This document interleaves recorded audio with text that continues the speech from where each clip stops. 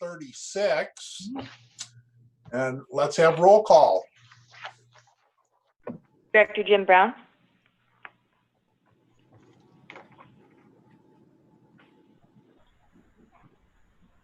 Got Director. All right. Director Larry Stransky. Yes. Director Richie Wasserman.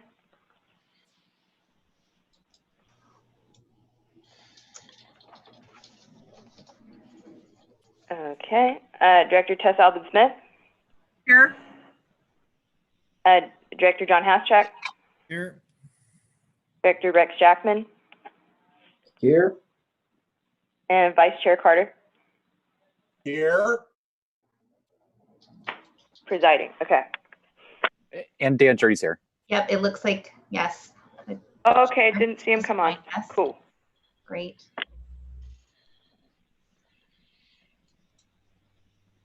And we, Janet or Monica, have either of you heard from Director Wasserman? Was he planning to be here? No? Yeah, it sounded like he was planning on coming. Okay, well, hopefully he will join us at some point then. We'll try to make sure that he's not trying to get through and isn't able to. And I will relinquish the chair to Chairman Jurdy. Sorry, I for some reason had to update my software and create a new password, so there's a delay. And I don't have my agenda downloaded. It was a pretty big file, so I'm gonna have to go to the website. I guess the first thing on our agenda would be comments and non-agenda items. Yeah, well, should you want to convene as RTPA and then recess to Policy Advisory Committee first? Yes, let's do that. Okay, great. And then it'd be public comment on non-agenda items. Do we have any public comments on non-agenda items? Yes, John Bauer. Okay, please go ahead. Yes, I've been watching our community for a long time, and I know there aren't a lot of people that follow through with the community needs here in our South Coast because we're so far away from the hub of our people that govern us. But I've noticed over the last 45 years that we've all of a sudden using cell phones, and in the reports that I think I've seen that have come through you folks, looks like 80% of the people are using cell phones over here. That means only 20% are using landlines. And I just happen to be near the tower at the south end of the Sea Ranch that provides almost all our cell service on the coast. And it does not have a very good fire protection zone around it. And I'm hoping to work with Mr. Williams, our supervisor, and CAL FIRE to see if we can get something rearranged there, because to lose that tower in a fire would be a horrible loss for communications for our community. I have three other different things I'd like to talk about. One is fire cameras, and two is evacuation centers, and three is EV charging stations here in town. We've been eliminated from the EV charging list at this point. You folks are still looking for a station, a public one in Wallala. And I think we have our own properties have at least 5 possible locations. And I'd like to work with the groups that are providing charging stations for automobiles over here to see if we can up that. But as far as the fire cameras and evacuation centers, that might come along with some of your other item C items. Yes, John, I was going to mention that those comments would be appropriate to make on the later agenda items. Thank you. Okay, do we have any other public comments on non-agenda items? Have we received anything by email? We have not received anything except for comments on agenda items, which I will save for when we get to that. Great. Okay, so then let's go on to the regular calendar, which would be item number 5, acceptance of plan and presentation for SB 743 vehicle miles traveled regional baseline study. I guess it's conducted by Fair and Peers. Thank you. I will introduce this item. You should have my staff report in your packet. We are happy to report that our VMT regional baseline study is nearly complete. The technical advisory group has reviewed the draft report, and only a few comments are received and submitted to the consultant. So it's final, or draft final, for your consideration today. And our consultants with Fair and Peers, Project Manager Rod Brown and Ron Nealon, are present in the meeting to give you their PowerPoint presentation. So we'll have that presentation and a time for you to have some questions and comments. And Nafili, did you want to say anything before we turn it over to the consultant? I don't have a lot to add. I know the presentation will be very informative. Of course, before any of this can be implemented, it would be up to each individual agency to take action on this. So these will be the recommendations, and then individual agencies would need to take their own action. So that's all I had to add. Okay, great. Thank you, Loretta. Thank you, Nafili. I am Rod Brown. I'm an associate with Fair and Peers. With me today is Ron Milam, who is a principal with Fair and Peers, and we worked together to develop the SB 743 VMP regional baseline study for Mendocino COG. So I will start out by giving a little background on Senate Bill 743 and what it is. Senate Bill 743 requires the state to change how transportation impacts on the environment are evaluated under the California Environmental Quality Act, commonly known as CEQA. The legislative intent was to more appropriately balance the needs of congestion management with statewide goals related to infill development, to promotion of public health through active transportation, and to reduction of greenhouse gas emissions. It was signed into law by Governor Brown in 2013, and then at the end of 2018, the California Natural Resources Agency completed a comprehensive update of CEQA guidelines, including implementation of SB 743. After July 1st of this year, transportation analysis for land use projects and land use plans must be based on VMT in accordance with SB 743. So it's important to think about what SB 743 says and what it doesn't say. So first, what does it say and what is needed under it? It eliminates level service and delay from CEQA analysis. It specifically adds VMT, or vehicle miles traveled, to CEQA analysis. It provides guidance for doing that analysis, and it changes the focus of mitigation for projects which don't meet those thresholds. However, planning law and environmental law are different. Under both, jurisdictions have responsibilities for protecting the health and safety of the environment, and the state has changed environmental review requirements, not planning requirements. So here are some of the things that SB 743 does not change. It doesn't change general plans, it doesn't change traffic impact fee programs, it doesn't change the state constitution or the Subdivision Map Act or similar things like that. So bottom line is that level of service can continue to be used, but not for CEQA analysis for land use projects and plans. And there may be reasons that jurisdictions would like to keep CEQA analysis for other reasons than, like to keep LOS for other reasons than CEQA analysis. So let's talk a little bit about the differences between level of service and vehicle miles traveled and how that influences this analysis. So traditionally, using level of service, engineers and planners have approached transportation analysis for CEQA by analyzing impacts to drivers. In particular, level of service is based on the delay that drivers experience. Now, with VMT, we're shifting away from that delay metric and looking at the impacts of driving and not the impacts of a project on driving itself. So this means that the definitions of good and bad under transportation analysis are changing.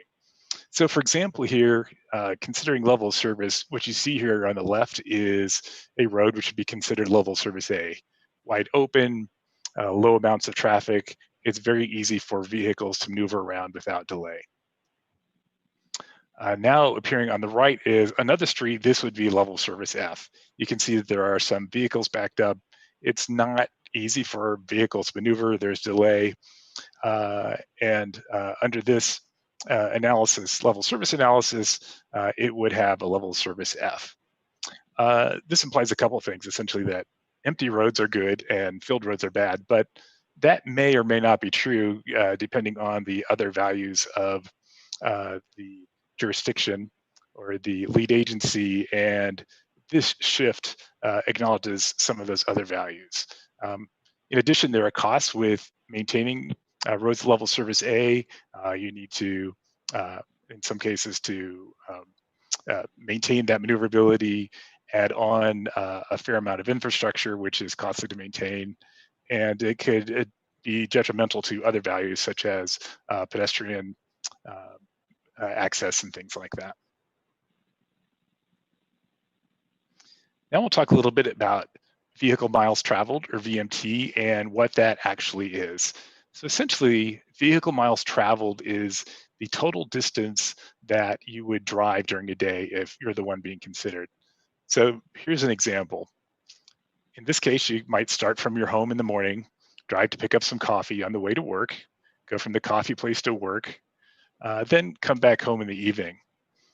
After coming home, you might go out to go shopping or eat or something like that.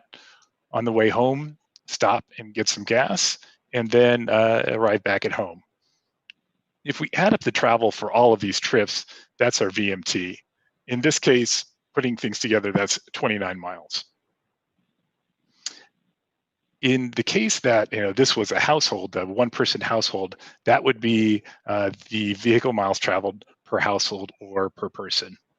Now, in reality, we don't collect data down to this level to every single trip that a person has, but we do use the travel demand model that the COG has to estimate VMT. Another important concept in VMT is the difference between project-generated VMT versus a project's effect on VMT.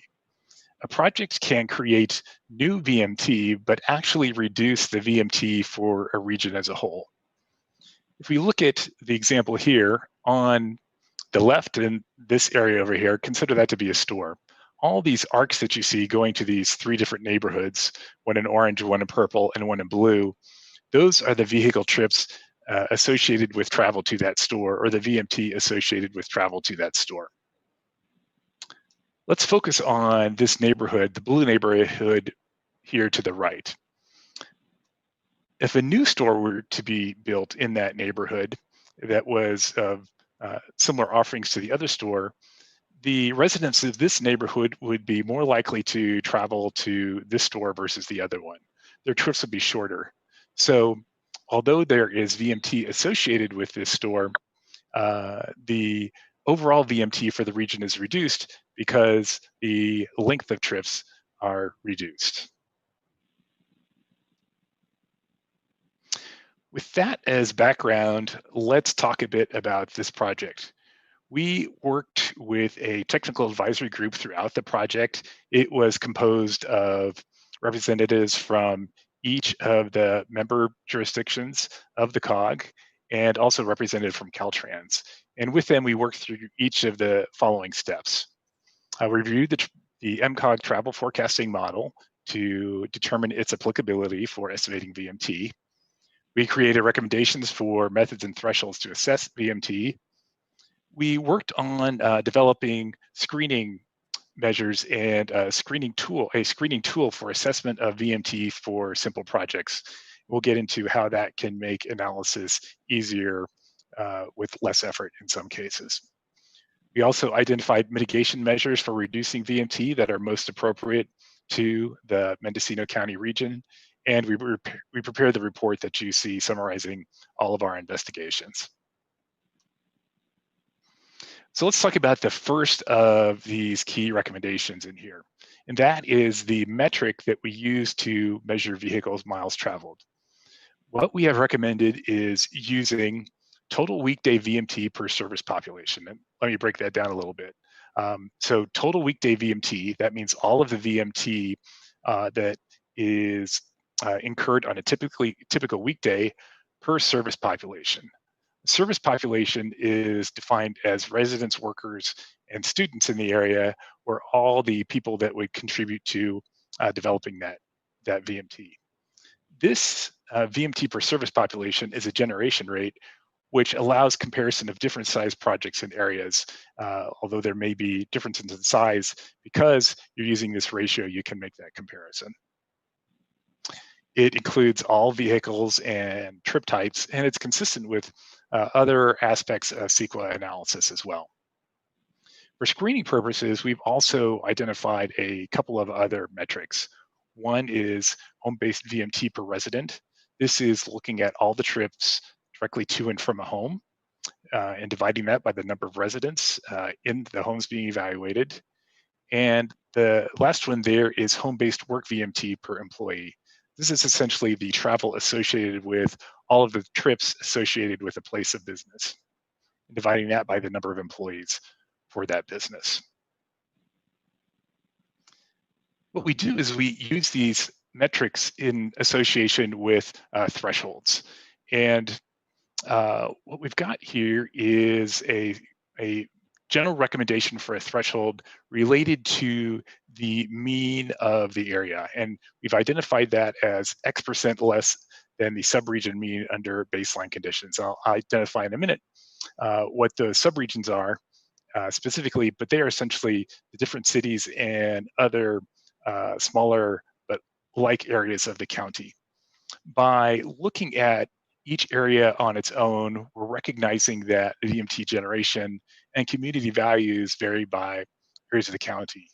And the X that you see in here is a number that that lead agency would set based on balancing state and community objectives. It's important to note, though, that the state perspective is that VMT is more like air pollution than level service. This means that the effect of it is relatively constant. The values associated with that are relatively uniform. For example, air quality goals have specific thresholds that are set and do not vary across the state. There are thresholds that are known to be bad for humans and for the environment, and those thresholds are based on that. Whereas something like level service, each jurisdiction can set its own thresholds, and that's much more dependent on local perception and context. I mentioned that we've divided the area into subregions. You see those outlined in different colors here. Each incorporated area is its own subregion. We've also identified areas, essentially the suburban areas around each of those incorporated regions, then looked at the main travel corridors as separate subregions as well. So on the coast, the purple are areas along US 1, and the light blue are areas along US 101. Those have relatively good access to those highways. The other areas in green are the more remote areas of the county, which are considered separately. So let's talk a bit more about thresholds. An important consideration is the California Air Resources Board estimates for what is needed to achieve statewide goals for greenhouse gas and its effects. The Resources Board has estimated that up to a 14.3% reduction in total VMT per capita from a baseline, and that baseline is 2015 to 2018, an average of those, is needed. However, it's important to note too that more recent Department of Finance population projections have shown that a change from when this estimate was done, that by 2050, it's estimated there will be 5 million fewer residents than previously expected in the state. So it may be expected that this number will change in the future. So the bottom line of all of this is that there are essentially a range of options for each jurisdiction or each lead agency to consider. At one end of the spectrum is full analysis or full reduction based on that A or B analysis, and this is most supported and less likely to be challenged. However, it will also result in the most impacts when a project is being analyzed. At the other end of the spectrum is saying that we only expect new development to be as good as existing development. And the bottom line is that the lead agency needs to work with its legal counsel to determine how they feel they fall within this range, what is most appropriate to them. And I'm going to open it up here for Ron to just add in any comments that he might want to add in determining thresholds.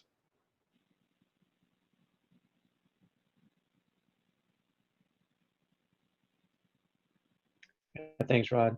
This is probably one of the most challenging aspects of SB 743 because you are trying to determine what is an acceptable versus unacceptable level of VMT. And because we're measuring it as a reduction from baseline, you're basically drawing conclusions that future residents or future employees will need to be driving quite a bit less than existing residents or existing employees. So while that may be appropriate for environmental purposes, it obviously has political connotations and oftentimes concerns from individual cities or even the unincorporated county. And so what we've tried to do is bring into the discussion both the scientific evidence from state agencies like ARB that are recommending reductions based on their scientific analysis, but trying to balance that against the fact that in rural and suburban areas, it's very difficult to achieve those state goals. And so to the extent that the values and perspectives in a local rural environment are different from those of the state, that can be recognized as part of the threshold setting process. There's discretion allowed for lead agencies. But as we all know with CEQA, it is a litigious law, and so we have to be prepared that when you make choices that don't comply with the state's recommendations, you need to have strong evidence to support that. Thank you, Ron.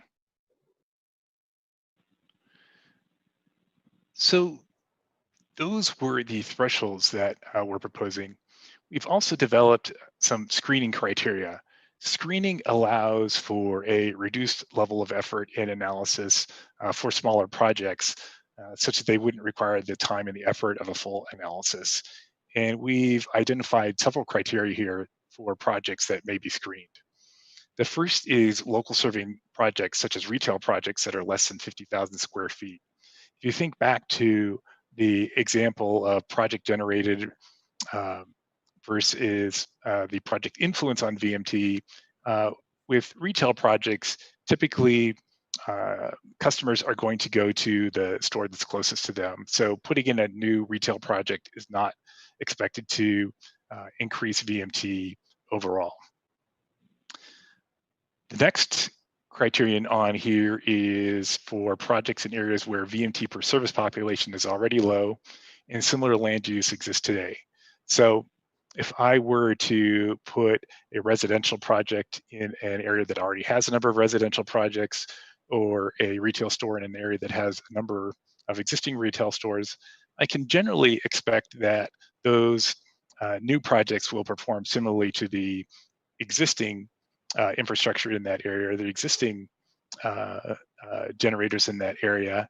And therefore, if those are already performing better than the threshold, you can expect that those new projects will perform better than the threshold as well. The last criterion on here is for projects which will generate little VMT. And what we've done based on some guidance put out by the California Governor's Office of Planning and Research, as well as some other data, estimated that that would be 640 VMT per day for a project. To support the analysis for projects in areas with low VMT, we've developed a tool. And what that does is it allows the planner or the engineer to go in and identify the parcels that the project will be developed on and look at the VMT that is expected to come from those parcels today based on the current Mendocino COG travel forecasting model. This allows some projects to be analyzed using model data without actually having to run the model itself. The interface for this is a map tool that again gets down to the parcel level and allows selection of parcels and pulls in all of the information for those different sub areas that I mentioned before.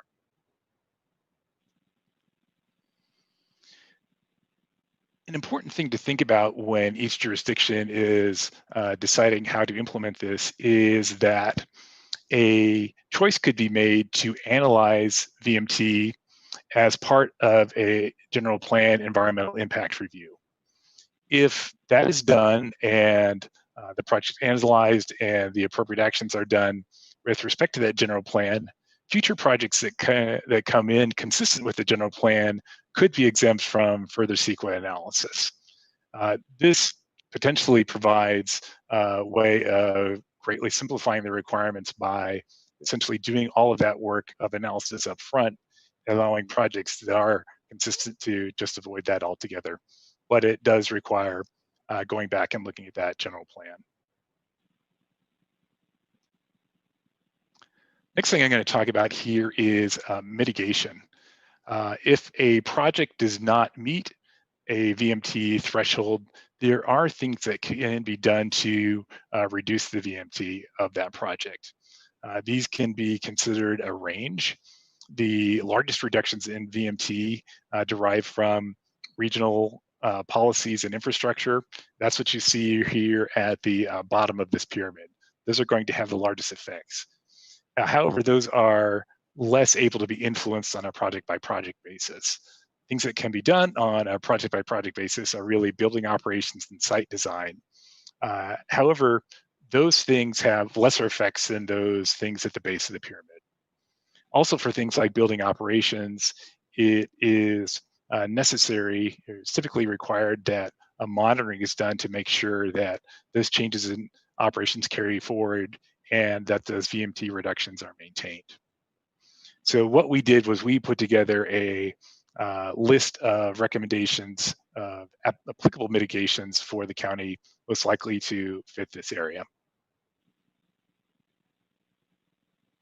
So all that discussion was really focused on land use projects. Now I'm going to talk here a bit about land use plans. Land use plans are not subject to screening. You can't use that shortcut for land use plans, and they do require analysis, detailed analysis using the model or other tools. However, the methods and thresholds that were developed for the land use projects can be also applied to land use plans. And to do this, as I mentioned, you would use the MCOG travel forecasting model. However, it's important to note as you're doing this that a lot of the strategies that are being applied, it could be things like work from home policies or carpooling and such. Those are not going to be captured by the model, and therefore the effects of those would have to be analyzed separately. It's also important to note that the assessments of the model don't capture changes that may be happening now, such as internet shopping, working from home like we're seeing now, or other effects of COVID-19, or the future deployment of things like automated vehicles.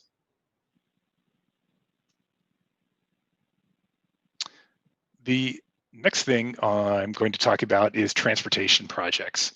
So transportation projects do not have to use VMT as the measure of the impact. Its use is discretionary.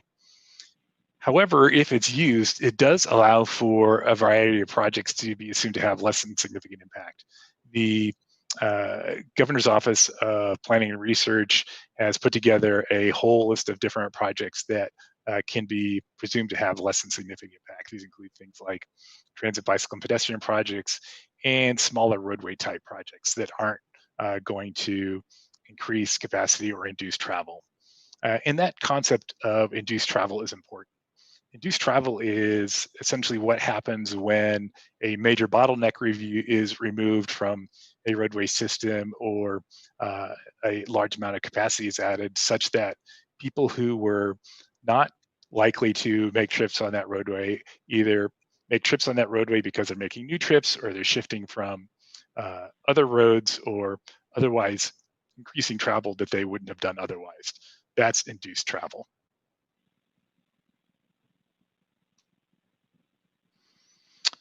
So that's what we've done so far. The next steps as we finish up this project are board acceptance of the report, which we're here to do today. After that, as we mentioned and Ron was elaborating on there, each city and the county will need to work to determine what the appropriate methodologies and thresholds are for them. In particular, what those thresholds should be, considering that balance and that trade-off that Ron described. And then, as mentioned, after July 1st, CEQA transportation analysis for land use projects and land use plans must be based on VMT. So that's my summary. Ron, is there anything I missed that you'd like to add, or before we open it up to questions?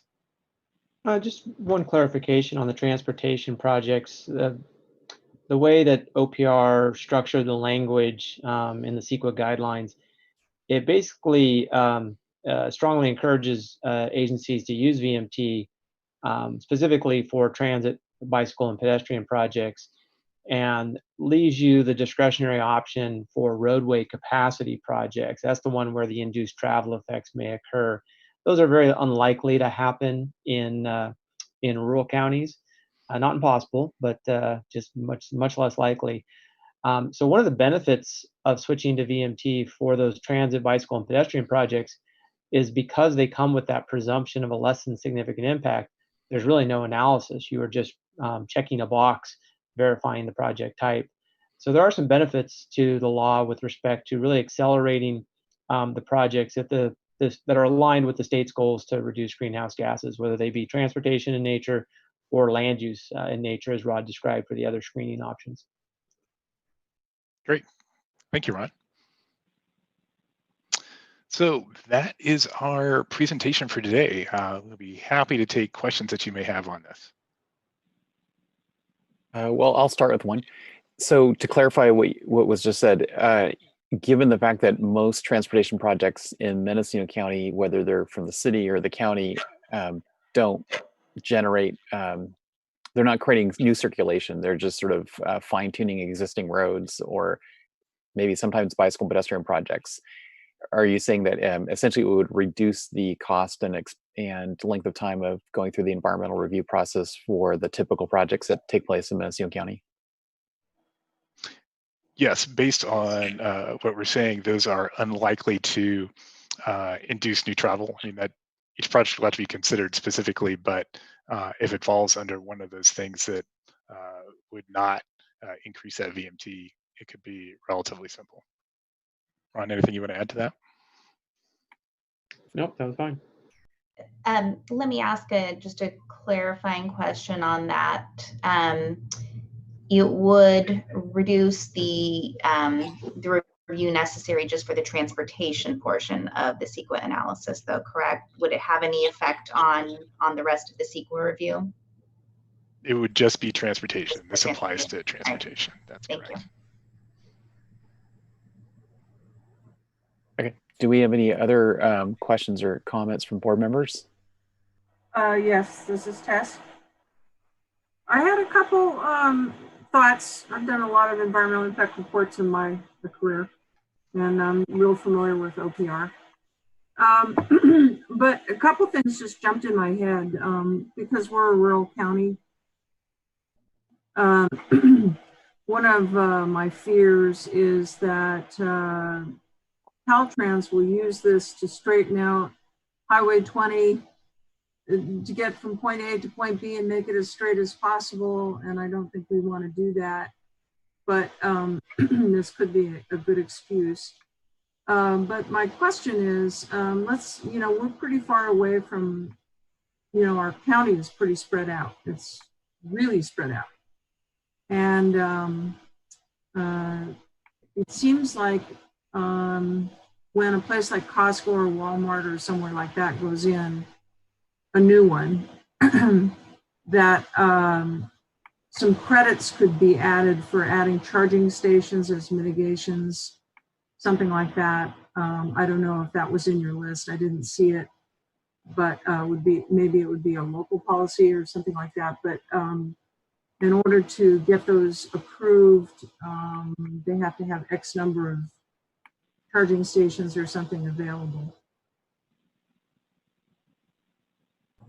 So is the question is what would be required to do charging stations in terms of No, this? I was thinking of mitigation measures for these huge projects.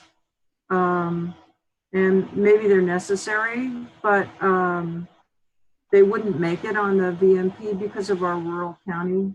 Mm-hmm. You know, people from Fort Bragg are traveling all the way to Ukiah, an hour and a half. They used to travel all the way to Santa Rosa if they want to go to any kind of shopping. And Ukiah has captured that Mendocino County exodus. But nowadays with the VMP, it seems like it would be hard to justify the VMP from Fort Bragg all the way to Ukiah. We don't necessarily want any box stores here, but perhaps with the charging stations, we could encourage more. I'm just wondering if that's in your thought process. Yeah, Rod, I'll add one thing to Sure. this. So there's a difference between VMT and air pollution and greenhouse gases. So for air pollution or greenhouse gases, charging stations absolutely are feasible mitigation measures to the extent they're encouraging the use of electric vehicles. In the VMT section, though, this is the transportation section of the document, it doesn't matter what type of VMT it is, whether it's an electric car or a gas-powered car, all VMT is treated equal. And some people think that, well, that's really not appropriate. We should be giving a benefit to the electric vehicles. Well, we offer that benefit over in the air quality or greenhouse gas or even the energy impact section. But part of the state's goals, in addition to greenhouse gas reduction for 743, were to really encourage infill development and promote active transportation. They wanted to see a different land use pattern. They wanted to see land uses located in closer proximity so people have more options to walk or bike. And if they do have to drive, it's a short trip. So for VMT reduction, you actually have to find a way to physically reduce the length of the trips or make the trip, shift to walking, bicycling, or using a transit option. Okay, that just brings me back to my first comment, which is we really don't want to see a straight road from here to Ukiah, and we don't necessarily want box stores. So VMT is going to be hard for us here on the coast. Just saying. So let me add a couple comments onto that. You know, as you mentioned, before we had Costco in Ukiah, most of Mendocino County residents that shopped at Ukiah would drive to Sonoma County. So even though we now have one in Ukiah and people are driving over from the coast to Ukiah, it still is potentially a reduction in VMT if they were previously driving to Sonoma County, because VMT doesn't end at the county line. So it still has that potential. And as far as mitigations, although it is unfortunate that charging stations wouldn't necessarily mitigate for VMT, there are other ways of mitigating, like if there were a bike path providing access to a shopping destination, something like that, that would have that effect of reducing VMT. So there are still potential mitigations, even though electric vehicle charging isn't one of them for this particular measure. And also, don't worry, before Caltrans could straighten Highway 20, there would be a lot of other CEQA review beyond just the transportation impacts that would have to be analyzed. Yeah, like cutting all those trees. And I'm sure that people would get back to chaining themselves to the redwood. Yeah, so I don't think that's something, I know we're not talking about that project right at the moment, but I think you'll see localized improvements where there are real safety concerns. But as far as an overall straightening of that highway, I think it's not something you're likely to see anytime in the near future. I'll hold you to that. Thank you. Do we have any other questions from board members? Yeah, I do. So my understanding when we looked at those models of the road that was an A road versus an F road, and with the VMT model, that it wouldn't matter whether it was an A or an F, that the distance traveled is still considered the same.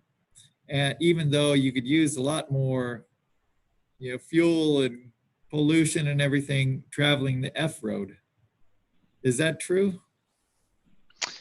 If the distance is the same, if the amount of travel is the same, then yes, they would evaluate the same under VMT.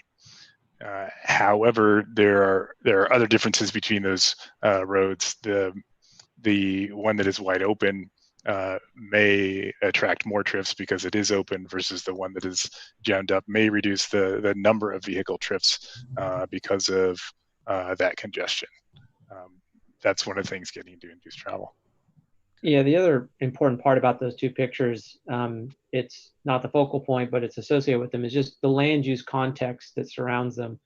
In the level service A, that's a very low density suburban area. So people that live in those areas just have to drive farther because destinations are more spread out. In the level service A example, you saw slightly higher densities, a better mix of uses. So people are living and shopping in the same exact neighborhood, and they're so close, in fact, they can walk many times or take a bike or take transit. So the VMT generation rate in the level service F area is quite a bit lower typically than in the level service A area. And that goes back to the state's objective to, encourage infill development because it has that effect. And that's why they chose VMT as the metric. They actually had a choice as to what metric they wanted to pick to replace level service. And that was one of the reasons behind supporting it, VMT. I have a request. Can someone remove the slide? It's reducing our ability to see each other sure. during discussion. And as a follow-up to Supervisor Hashek's question, is it true that when level of service is analyzed, it might be level of service during the worst hour of the day, or is it an average of 12 hours out of the day? Typically, level of service is analyzed during peak periods, and depending on what the jurisdiction is set, it could be in some areas the afternoon peak period is the worst of the day. In some areas you look at both the AM and the PM, but that varies depending on what each jurisdiction selects. So that is what I remember of a level service study in Fort Bragg on Main Street, Highway 1 in Fort Bragg years ago, that they were looking at the peak hour, let's say 4:30 to 5:30, and the road could be pretty much wide open except during that 1 hour. And that's why I've always kind of questioned, relying so heavily on level of service. Yeah, you're right. Yeah, and the technical calculations, the way a level service is analyzed, even if you're looking at the AM or PM peak hour, we actually analyze the peak 15 minutes within that hour to determine the level service grade. So you can actually have, think of a typical school where you have a lot of parents dropping kids off. It can be really bad for 15 minutes, and then it quickly goes to level service A or B the rest of that hour. And that happens in a lot of suburban communities where the peaks are very concentrated, and then you can have just, level service A or B conditions the rest of the day. And this gets to another issue of how we utilize our transportation network and think about it from a fiscal standpoint. One of the other things that the state was looking at is with level service mitigation, you typically expand the pavement section for the intersection or the road to achieve a better level service. We add supply. Well, in this state, with the way revenues trickle down from the state and federal government, from gas tax revenues, those kinds of things, those funds are usually not sufficient to cover just your pavement maintenance costs. And so the state was looking from a fiscal perspective to say, we need to do something different long term. We can't afford to have developers widen intersections that then the public owns those intersections and forever has to maintain them if we don't have the revenue system to provide for that level of support. So we have a lot of our transportation network, especially in rural areas where the pavement, the street signs, the signals, the transit benches, really have not been able to achieve a state of good repair given the revenue streams that are currently available. So this was another factor in the state looking differently at the transportation network and how to measure performance. Do we have any other board member questions?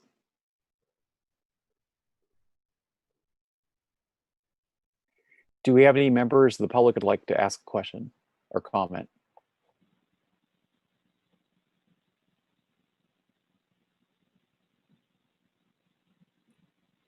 Okay. And Janet, have we received any comments in writing on this item? Not on this item, no. All right. Okay, I think Staffer, you're looking for a motion to accept the plan. Yes, and I would like to add that our consultant team will be doing a training session for local agencies in June. So your local staff will be trained on the screening tool. So that's coming up in June. And yes, the action today is just to accept the final report. Okay, do we have a motion to accept? So moved. Supervisor Haschak. I will second Supervisor Carter. Okay. Oops. Director Carter. Any comments on the motion? Hearing none, can we have a roll call vote? Director Brown? Yes. Director Stransky? Yes. Director Alvin Smith? Yes. Director Haschak? Yes. Director Jackman? Yes. Vice Chair Carter? Yes. Chair Jurdy? Yes. And we haven't seen Director Wasserman join the call. I don't believe so. Okay, thank you. Next, we have a presentation of fire vulnerability assessment. Great, thank you. So let me start on this and then I'll hand it over to Natalie. I think she might want to add some comments, but you have my staff report in your packet. The planning documents have been posted on MCOG's website for board review and for public review. And we are nearing the end of this project. It's being conducted by the consultant firm of Category 5 professional consultants. We have Sherry Eibschutz and Bob Newman with us today to give their presentation.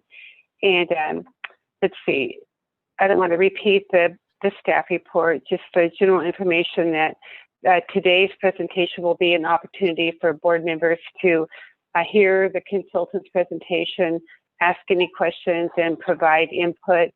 And we want to point out that we're not asking the board to accept the report today. We just want you to receive the presentation. We want to ensure that you have sufficient time to review the documents that have been posted and comment on them if you'd like. And then we will schedule acceptance of the report at the next MCOG meeting in August, we anticipate. So this project has been carried over into next year's final work program, which you'll be considering later in today's meeting. And Nafila, do you want to add to that preliminary comment? Sure, I'll just add briefly, this is a little different than our typical transportation project. This was funded through a climate change adaptation grant from Caltrans. It includes the 3 plans, which the consultants will be reviewing. And you'll see that one of them has been developed so that it can be utilized by the county as an annex to their emergency operations plan if they move forward with adopting that. So just a little different than our typical transportation plan. I know that we do have some public comments that we have received on this. So we want to make sure that we open after the presentation is done and board members have been able to ask questions. We want to be sure that we have an opportunity for the public to comment as well. And we will also, we would like to set a deadline for board member comments on these plans during today's meeting. So we can discuss that after the presentation. And that's all I have to add. I would also like to add that separate from the presentation today to the MCOG board, part of the consultant's scope of work is to provide a presentation to the Board of Supervisors on this countywide study. So we will be following up with CEO staff or clerk of the board staff to get that presentation scheduled at some point. I'm not certain when, but we'll be following up on that also. Okay, thank you. So Sherry, do you want to, Sherry Eibschitz and Bob Newman are here from Category 5, and are you guys ready to begin? We are. Great. Sherry, you have control? Good afternoon, board. My name is Bob Newman with Category 5. Sherry and I are pleased to be with you today to share with you the collaborative work that we have put together with a whole range of public safety and disaster preparedness technical experts. Over the last 7 months, we have assimilated the local knowledge of some 21 fire chiefs, many sheriff's officers, your local fire safe council staff, the MCOG staff, Caltrans managers, local government and tribal representatives, and a whole host of others to develop these plans that we will review with you today. The board will recall that a series of large and destructive wildland fires within the county, both the Redwood and the Mendocino fire complexes in 2017 and 2018, have dramatically reinforced the need to possess well thought out and practical and practiced evacuation plans. When first responders and local agencies have current and concise plans in place, the potential to reduce life loss, property damage, economic and public health impacts improves dramatically. In addition, when the general public has knowledge that sound planning practices are in place, they become more confident in their local government's capability to manage emergency events.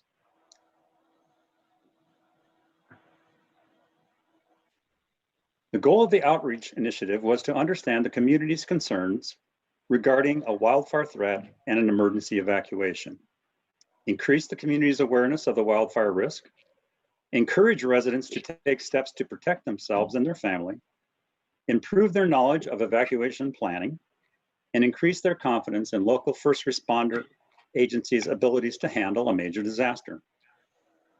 In November of 2019, our staff conducted a widely advertised online survey to solicit public concern regarding the local fire threat and the evacuation fears.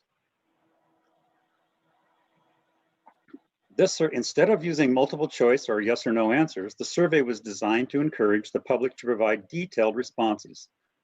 The survey ran for 6 weeks and 252 survey responses were received, along with 20 handwritten. Respondents provided a thorough representation from all areas of the county. This feedback was prioritized and incorporated into the planning decisions and recommendations as applicable. The primary issues uncovered include the Mendocino residents feel the entire county is vulnerable to a significant wildfire, with danger to the unincorporated communities of Brook Trails ranking as the greatest concern. Additionally, Ukiah, east of Fort Bragg, Albion Navarro Ridge, Willits, Anderson Valley, and West Hills were deemed vulnerable. Residents are particularly concerned with the risk to the highway corridors from wildfire and the dangers inherent in the wildland-urban interface. Residents throughout the county also expressed tremendous anxiety over the many communities that only have one way in and one way out, fearing that those exits will be compromised by wildfire.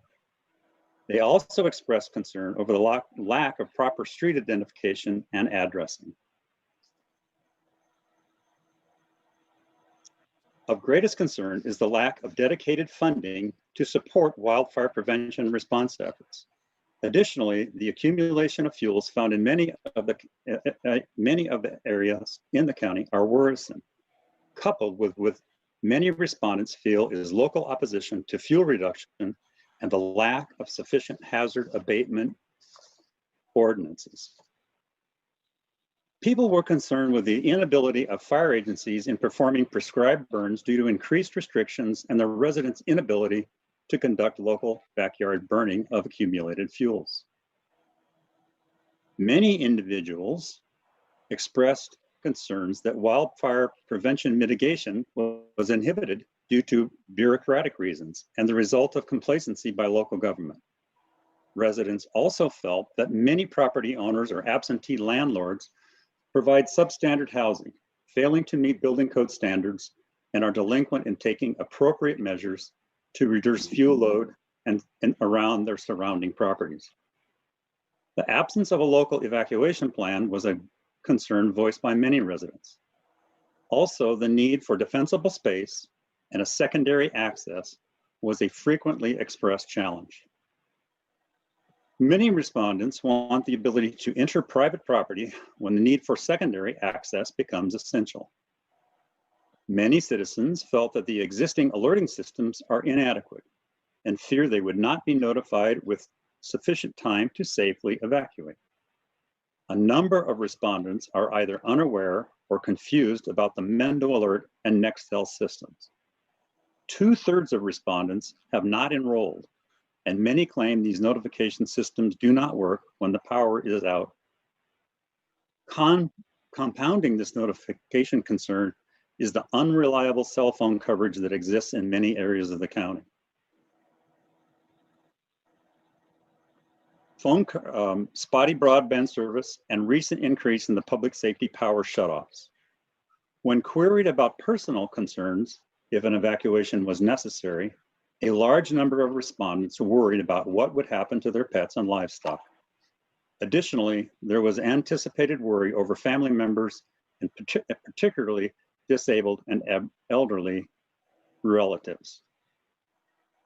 With the results in hand and the support of the TAG, a comprehensive public outreach plan was developed.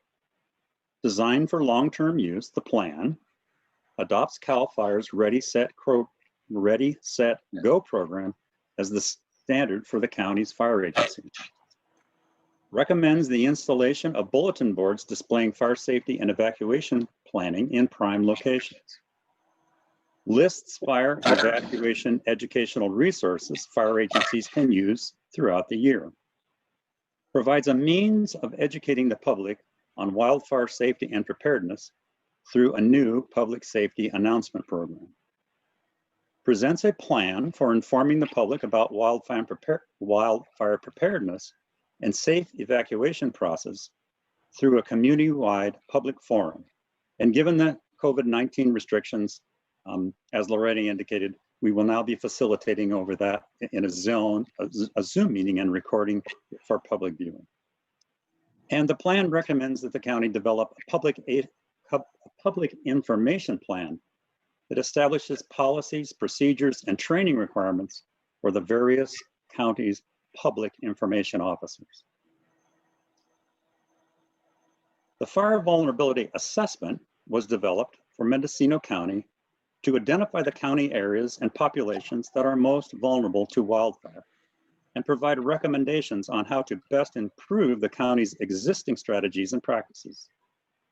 The ultimate goal of the fire assessment is to prevent the loss of life, minimize property damage caused by wildfires, and reduce recovery effort spending. The assessment provides a number of benefits not only to the county, but also to the 4 cities within the county, as it can be integrated into the general plan and safety elements of all these jurisdictions. Additionally, information from the assessment may be assimilated into the next update of the regional transportation plan and the current updating of the hazard mitigation plan. To develop this assessment, our staff thoroughly reviewed a number of planning documents, including the existing Community Wildfire Protection Plan, the Hazard Mitigation Plan, the County General Plan, current land use and building ordinances, the California Resources FRAP maps, which are known as the Fire Resource Assessment Program. And in November of 2020, your MCOG staff and our staff met with all the county fire chiefs and the sheriff at a monthly Fire Chiefs Association meeting. We shared with the group an overview of the project and then moved on to extensive interviews, which were conducted with the Sheriff's Department, the local fire chiefs, fire district boards, county planning staff, building officials, tribal representatives, and local government officials. The impacts of the Redwood and Mendocino complex fires were also thoroughly reviewed.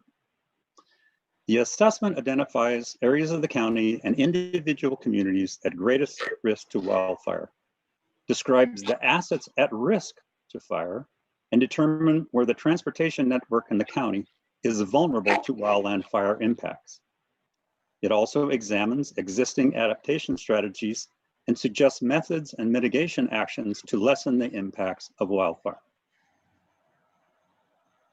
In order to consistently and clearly describe the county's wildfire vulnerability, we use the 4 planning areas outlined in the slide above: north, northeast, southeast and central, southwest, and west central coastal.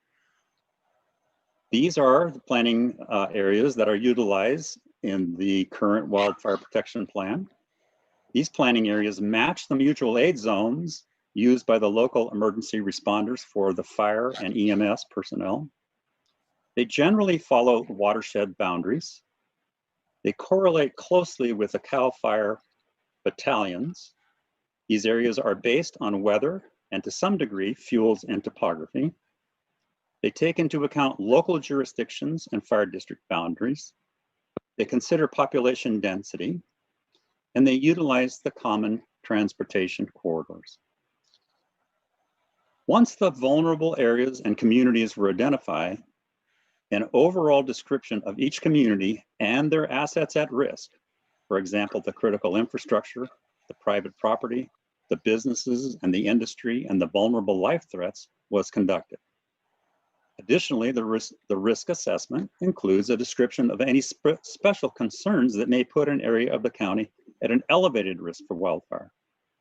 Considerations delineated in the assessment include the estimated population, the climate and special weather concerns, topography, fuel hazards, fire history, available fire protection resources, the transportation corridors, both primary and secondary, special concerns and hazards, and again, the critical assets at risk for wildfire in that area. Additionally, based on discussions with fire officers and emergency managers, the consultant worked with a fire behavior analyst to create fire models. Fire modeling is a computer-generated graphical representation of the anticipated fire behavior given a well-defined set of parameters. These fire models were performed in 2 separate locations, one in Ukiah and one in Brook Trails. The locations and burning conditions were chosen based on current and expected weather conditions, existing fuel types, past fire history, populated, and would cause an evacuation order to be issued. The Emergency Evacuation and Preparedness Plan describes the strategy. With me, Sherry? Next slide. I'll keep going here. There we go.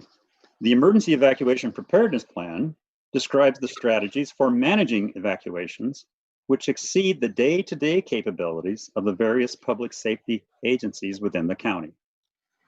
The plan was developed in collaboration with key stakeholders, emergency responders, transportation agencies, and local and tribal government representatives. The plan has the additional benefit of being applicable to non-fire related threats as well. The plan is constructed as an annex of the Mendocino County Emergency Operations Plan. The operation plan serves as the primary guide for coordinating and responding to all emergencies and disasters within the county jurisdiction. Consequently, both plans comply and integrate with local city plans, state law, state and federal emergency planning guidance, including SIMS, the Standard Emergency Management System, NIMS, the National Incident Management System, the Incident Command System, known as ICS, and they work hand in hand with the National Wildfire Coordinating Group. In order to gain a thorough understanding of both past and current situations, we conducted interviews with the first arriving fire officers, sheriff, OES commander, on-scene Caltrans managers, the county engineer, director of transportation, and senior county executive staff that were all involved in the evacuations that resulted from the Redwood and Mendocino complex fires.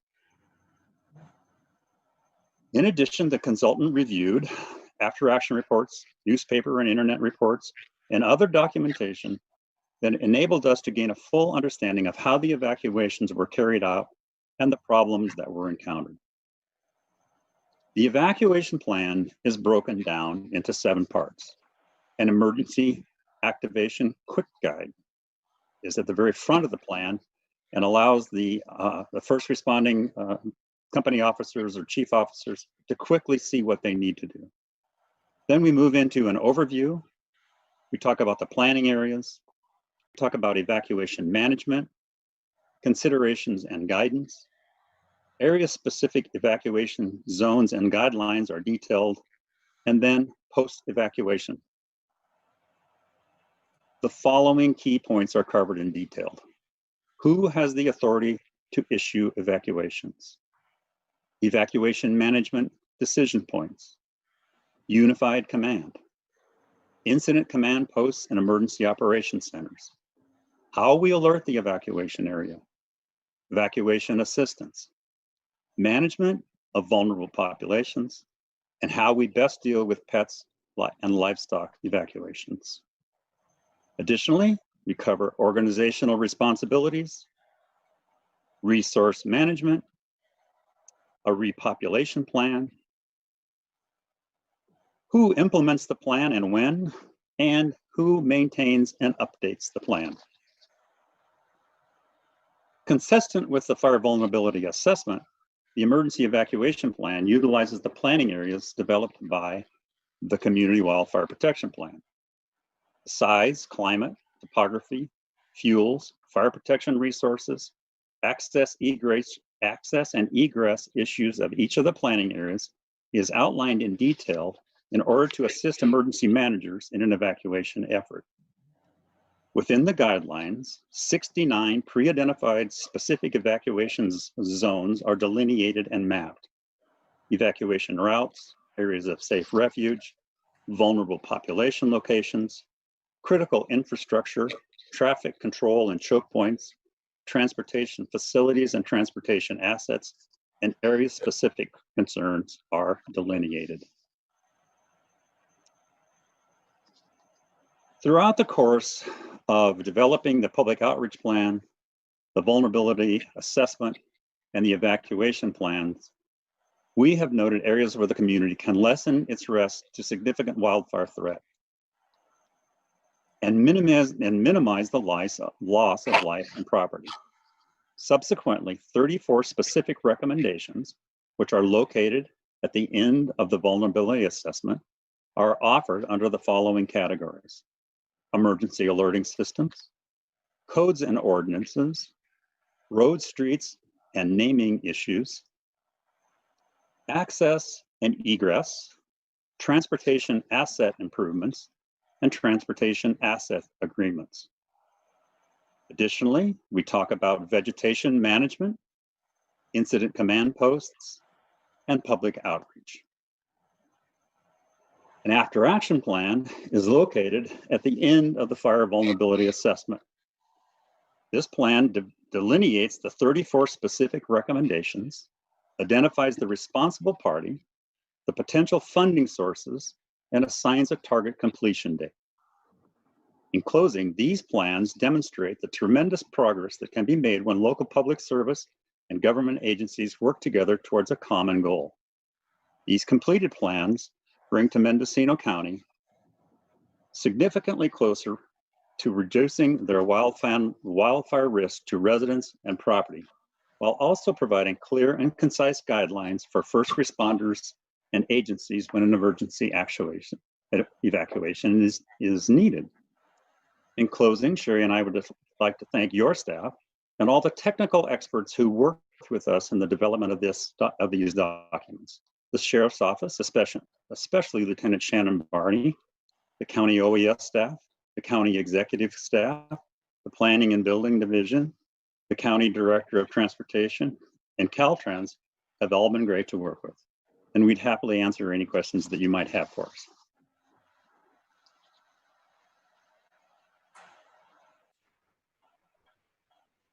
Okay, do we have any board member questions or comments?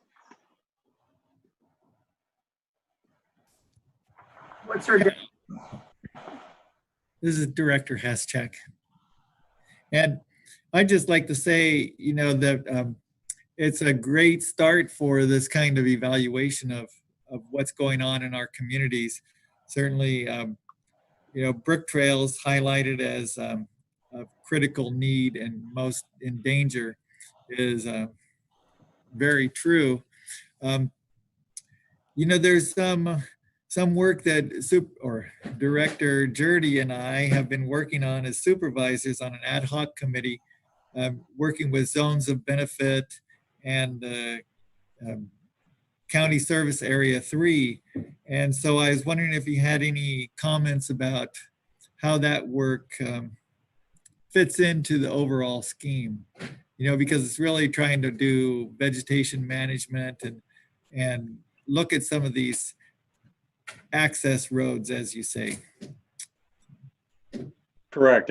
And we've worked extensively with Howard Daschel, the Director of Transportation, and have reviewed the initial planning work that he has done. And I believe we have shared with you some of that earlier work, realizing that that is one of the critical areas. Also realizing that that's a very difficult problem that we're going to have to deal with over a long period of time. I have a question. I think you had at least one technical panel. Was Director Carter part of one of those panels?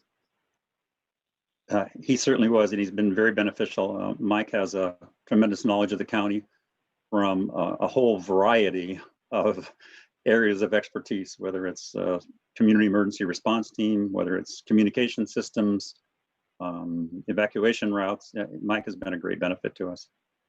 And Bob skipped the slide at the beginning, but from the onset of the project, we formed a technical advisory group comprised of technical experts throughout the county and community stakeholders. And here's the list of the groups.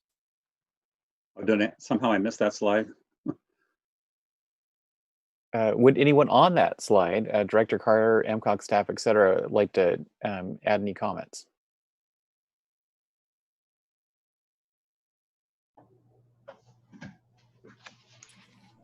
Well, this is Nafili. I will add that I know the board members haven't had a lot of time to see this information yet. And so we don't expect you to have all of your comments today. So there will be opportunity to submit those following the meeting. There has the participation from this group did, it varied somewhat from our standard technical advisory group. While we did have technical advisory group meetings, often there was maybe less than half of the members were present in those meetings, but the consultants worked with the members that were not at the meetings. They worked with those members one-on-one. So a little different process than we've had in other projects where we do come together with the entire group. And again, this is very outside of our normal type of project. And so the participants that we had were different than our normal participants as well, but I think that we did have good overall representation throughout the county.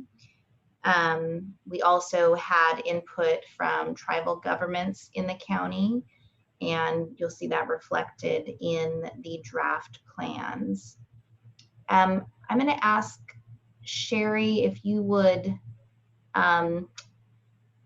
could stop sharing your screen so that we can see the group. Thank you. All right, that's all I had to add now, but Director Carter may have something to add as well. Yes, I primarily worked on the emergency communications portion of the plan. And as a result, I got a chance to review the plan in the draft phase. And I have to say it is an outstanding plan, and we have a lot of work to do in this county to try and meet all of the criteria that are listed there. I know just in Laytonville, the Laytonville area is broken down into 7 different evacuation zones. And most of the other places are broken down into more. So there's a lot of things that we have to look at, but I believe they've covered just about every base I can think of. Thank you, Mike.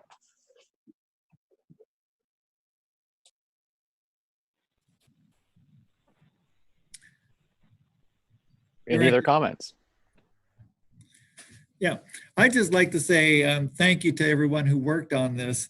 It's really what we need to move forward. And I appreciate the plan of action for the different groups, such as for the supervisors and the building codes, what we need to be changing on those. I've already contacted planning and building, and hopefully Supervisor Jurdy and I can work on getting those recommendations and the other ones that you directed towards the supervisors, taken care of. So I think that that's really great, and I appreciate all the work that's been done on it. So. Thank you. Well, I agree with all those comments, and also the comments of MCOG staff that we should have a little bit more time to enter into our comments. I just recently circulated, these documents are fairly large files, and I circulated them just recently to some people who have been working for several years on fire safety just south of Fort Bragg. And I know there's a similar community of Fire Safe Council in the Deerwood area. And I just kind of want to make sure these people who've been in touch with Supervisor Hashak and myself over the last several years, that we want to make sure that they've got a chance to review the plan and give their feedback before we entered our final comments. So I appreciate that time. Is there any kind of rough time frame that MCOG staff was thinking would be appropriate?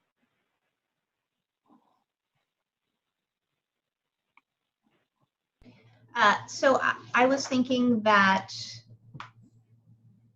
2 or 3 weeks might be appropriate. You feel that that is adequate time to circulate it to people that you think may be interested? We do have a public forum tentatively scheduled for June 22nd. However, the purpose of that forum is more for public education and not so much to collect comments on the plan. So we would like to get, any comments prior to that if possible. 3 weeks sounds great for me. I'm sure anybody could get back to us within the 3 weeks. Okay. And we will be sharing information as soon as we get the detailed scheduling information for that public forum. We will be sharing that with board members and also advertising it publicly.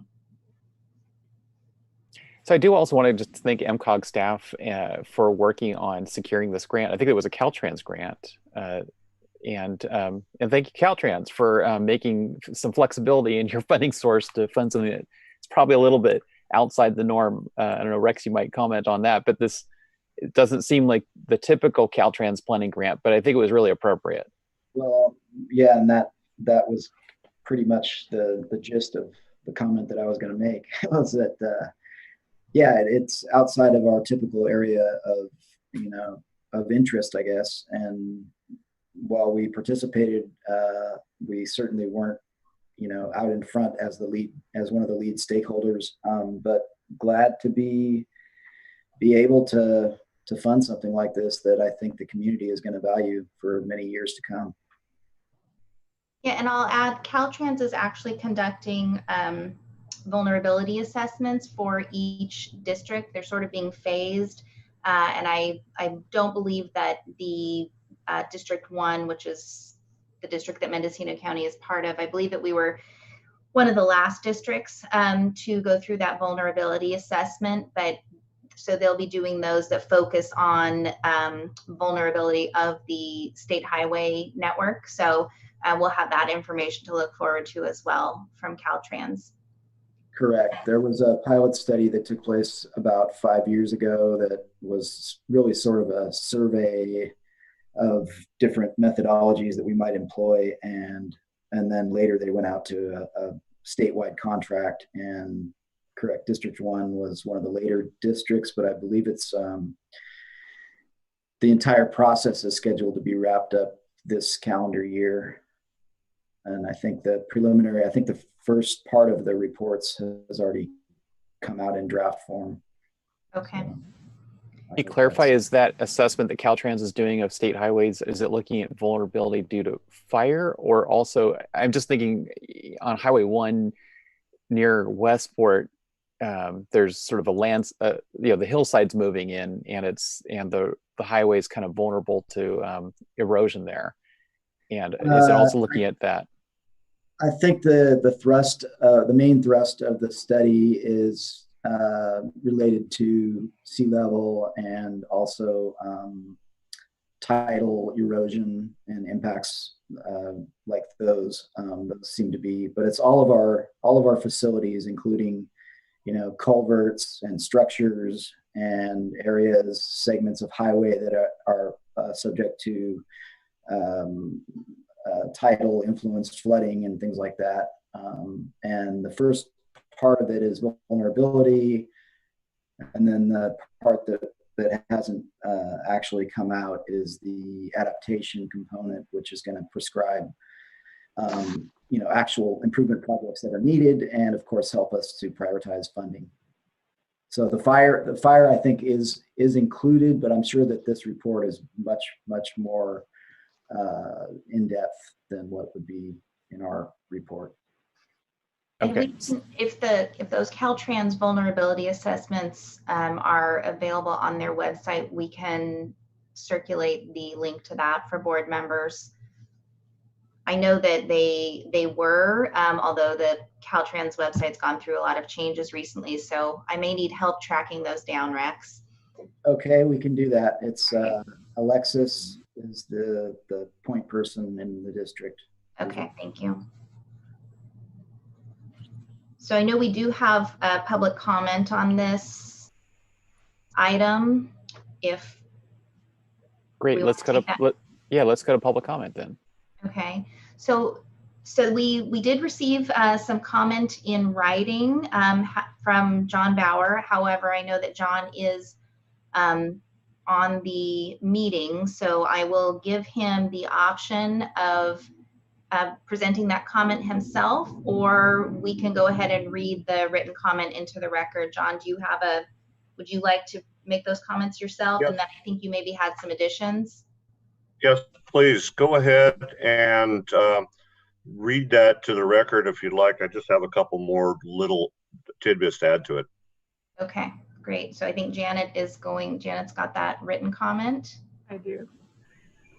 This is Mr. Bauer's comment that came in writing. I own and operate Ocean Ridge Airport at 37691 Old Stage Road in Wallala.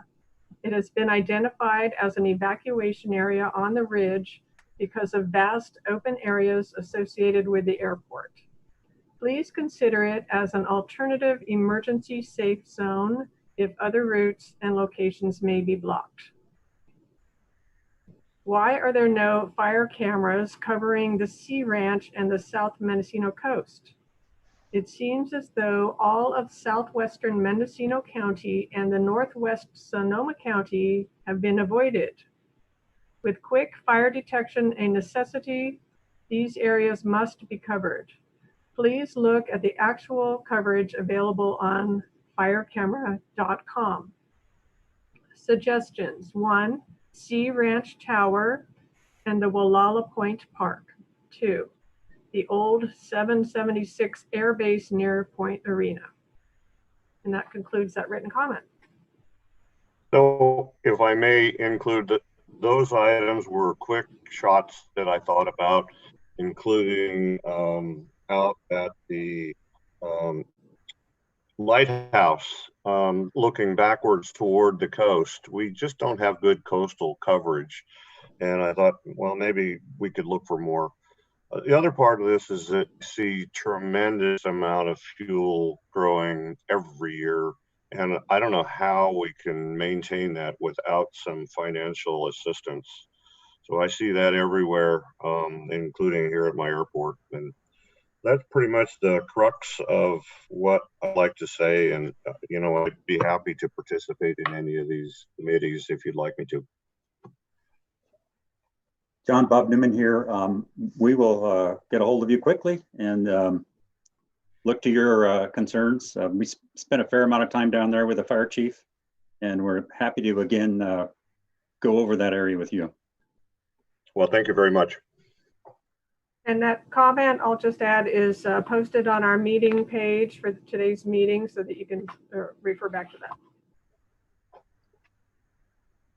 that. On the fire cameras, several of us received a letter from PG&E recently, giving us an update on their work to monitor their power lines throughout the county. I'm not sure if those are the same kinds of cameras you're discussing, or if that's a separate set of cameras, but it sounds as if PG&E has been deploying more of those in the last year. So I just want to make sure that you have the current information from PG&E. So this is John Bauer again. Yes, I've been looking at some of those sites, and they're available on the web for you guys to take a look. And I know you'd appreciate looking at it, knowing we're getting more and more information. But PG&E itself, basically setting these sites in their upper areas where they have poles, and a lot of them are on just simple transmission tower poles, not on cell towers or not up at high points in areas where they could get much better views for potential hazards, tsunamis, fires, whatever.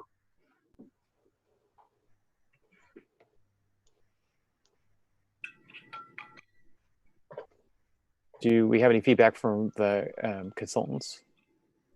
Oh, certainly. We'll work with John and the chief there and research where PG&E is with their tower placement and what type of process they're going through. It's my understanding that a lot of that stuff is still rather tentative and in process. So now would be the time to make those recommendations and to move them forward to PG&E. Thank you.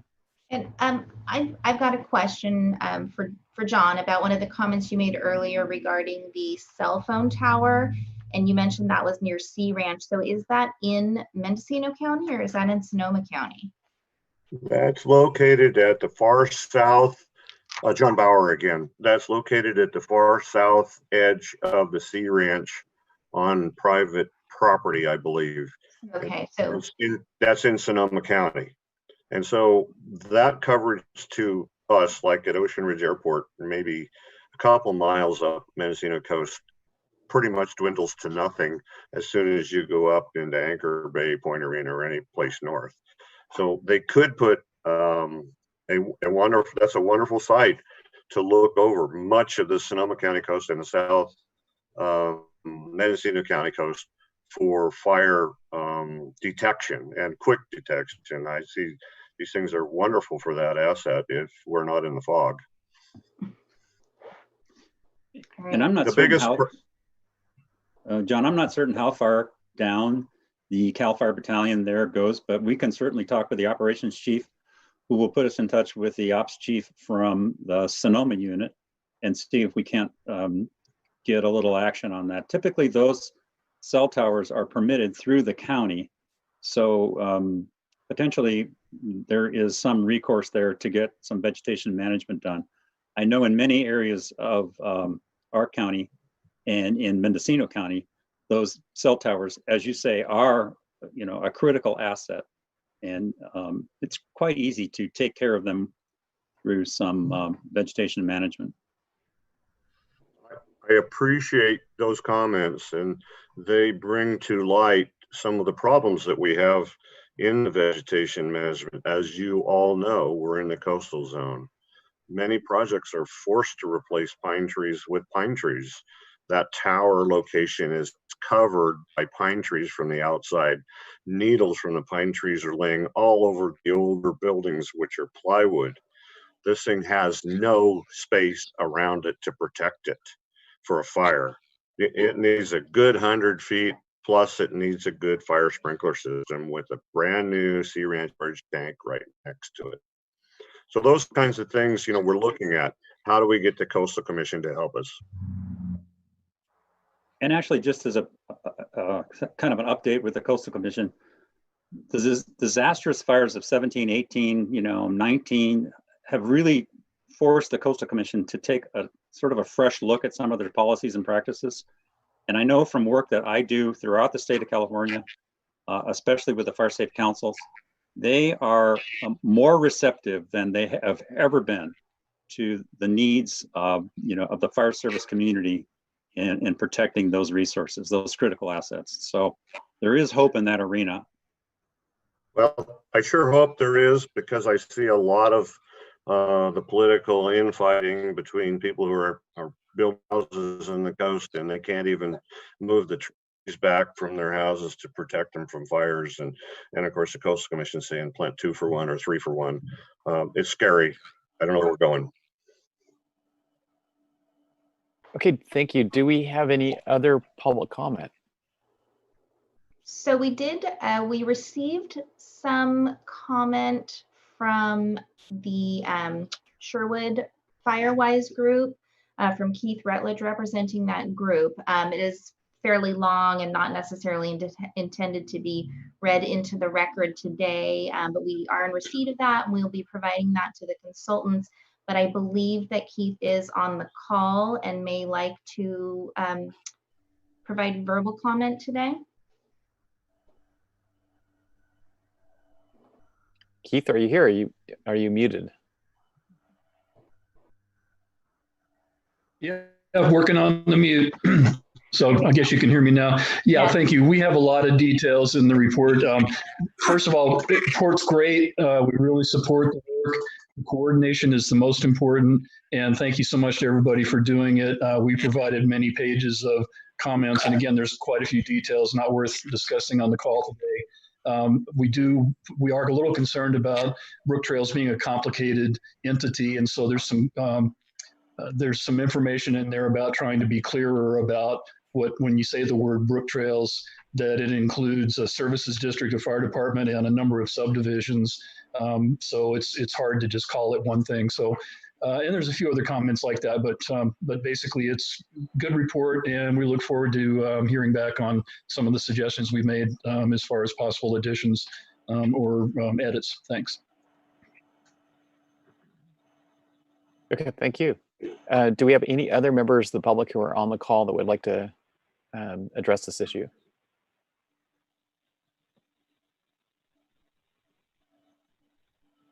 Okay, hearing none, I think we've discussed having maybe 3 more weeks to give comments back to the consultants. I think people seem to be agreeing that seems like a reasonable amount of time. Will this be coming back to our board? I think I've kind of lost my agenda again. I've got too many fields open here. Be coming back to us at our next meeting then for approval, adoption? Yes, the plan is to bring this back to the board for the acceptance. We're not going to ask you to adopt it because I believe the county may adopt portions of it, but we would just like the MCOG board to accept it. And our plan is to bring that back to you at the August meeting, which is a different date. It's not the first Monday. Janet or Nafila, do you have the August date? It's the 17th. Okay, August 17th. I'm sure that works out for all of us since none of us are leaving our homes. Right. Yeah, what else do you have to do? Right. I don't think you need an action or a motion today to receive the presentation. You have, in fact, received the presentation. So just informational only at this point. Okay, all right, thank you. So go for ahead. getting input back, you know, I'm sure I'll be working with Sherwood Firewise Council on their input too. Is we're talking 3 weeks then? Say by the end of June, we should have. By the 22nd, June 22nd, that's actually the date of the public forum. So that would be an appropriate date to have comments due. Okay, very good. Thank you. Okay, thank you. Then we're on to item number 7, which is Technical Advisory Committee recommendations of May 20th, adoption of final fiscal year 2021 overall work plan. Hi, thank you very much. This is Alexis Pedrati, Project Manager for MCOG. I included in the board packet a staff report for the 2021 final overall work program. In May, the draft OWP was presented to you guys as part of the budget overview. There's been a few changes since the draft was presented. There was some minor comments we received back from Caltrans, and we have incorporated some of those comments into the final. Additionally, there was a couple carryover projects that were added into the final. We've added some carryover RPA as a request from Caltrans. We have carried over the project that you guys were just hearing about, the Mendocino County Fire Vulnerability Assessment and Emergency Preparedness project, just to finalize things out and finish out the project. We went ahead and added, which has been discussed and looked at by the TAC, the work element for the local road safety plans. This element was added to assist the development of individual local road safety plans for the county and City of Ukiah, Point Arena, Willits, and Fort Bragg for the upcoming fiscal year. The City of Fort Bragg has the transportation planning for the mill site reuse and rezoning. That project also has been carried over into next year, and we adjusted the actual CPI for the MCOG planning staff budget. There is 15 work elements in the final OWP, totaling $968,745. You will see in the amendment, which will come likely around August, we'll have a little bit more carryover. All of our actual carryover will be adjusted and finalized by then, so we'll be able to include it into the amendment. And additionally, I did want to mention one typo on page 6. I apologize. The total at the very top in the first paragraph is incorrect. The total is actually only $968,745. So I would be happy to answer any questions you guys might have. And yeah, that is your final OWP. I have a question. If you could go into a little more detail, the local road safety plan, it's, as you said, it's a new item, 188,000 is the single largest. If you could just describe a little more about that. Yeah, sure. And Loretta's on here as well. She was very helpful, and she actually put together the work element for me. She's going to be working with the local agencies as well. It is to assist in the development of each individual local road safety plan, like I mentioned, and these are reimbursable funds. So we will be working with the local agencies to develop the RFP and work with the consultant, et cetera, et cetera. And the local agencies, we will request reimbursement from the local agencies that receive the state funding. And so Loretta, if you want to talk a little bit further, or Nafili, about the actual work element, so to clarify for Dan, that would be wonderful. Sure. So I'll just give some background, and then Loretta maybe will want to fill in on the work element. But the plans are a requirement, or will become a requirement for agencies to have in place in order to apply for funding through the Highway Safety Improvement Program, which is a funding source. It was previously only a federal funding source, but recent changes now allow agencies to exchange those federal funds for state, and it is a program based on safety improvements and different levels of safety concerns. So you have to, funding is based on a safety index, which changes based on the rate and severity of a problem. There are some exceptions to that. Each round of what's called HSIP funding has certain categories that are not subject to those safety index requirements, but for the most part, it's to fund safety improvements where there's an identified accident history or safety problem. So the local agencies applied for these funds, and there was a maximum funding amount per agency, and they had categories based on mileage within their road network. So we offered to, because they were all doing individual plans, we offered to include this in our work program under one contract in order to save each of the agencies from going through the effort of contracting individually with consultants. So Loretta, do you want to add detail on what will be in that work element? Oh, we can't, Loretta, we can't hear you. I know she was having, oh, there you go.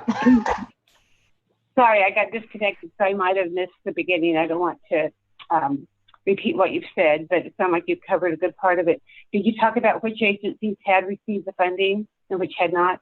I did not give that information, so. Okay, so all of the agencies have applied for this funding source. And as of now, the county has been approved, and the cities of Ukiah and Point Arena. The cities of Willis and Fort Bragg, we understand from Caltrans that they will be approved, but they have not yet. So we expect that funding to be available. At this point, Caltrans is telling us another pot of money is coming available in October. So we plan to hold off for the first quarter or so of the fiscal year and try to get all 5 agencies in from the beginning. If we find out that the 2 agencies, Willis and Fort Bragg, are going to be delayed, we may have to start with the first 3 agencies. However, we think the project will only need about 1 year or so to complete, and this funding is available for expenditure for 3 years after it's allocated. Is that correct, Nafili? For 3 years? Yes, 3 years, and it won't be, the plans themselves won't become a requirement until the next round of HSIP funding, which we anticipate would be 2 years from now. So we do have some time before we have to complete those, fortunately. Right. So the best thing, the most efficient way to proceed would be to start at the same time with all 5 agencies under one RFP and one contract. So if we're wanting to talk about what's in the scope of work, it's fairly simple. The consultant will just be meeting with all the local agencies and forming a committee that the prescribed membership is in the guidance as to who they want looking at what goes into these plans. And they'll collect the review data and then analyze the data from each agency and then make recommendations on like looking at 5 years of accident and safety data, identifying emphasis areas, recommending and prioritizing safety countermeasures, things of that nature. It's pretty technical. I'd be happy to respond to any specific questions, but I think it's a fairly straightforward project.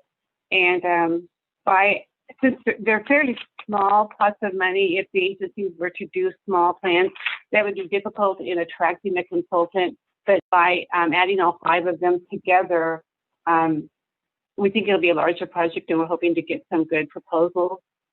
So, like I said, I'm sorry I got disconnected for a few minutes, so I may have repeated information, but I'd be happy to respond to any specific questions.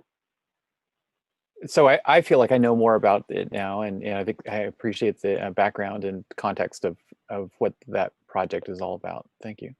Anyone else have any questions or comments on the overall work plan?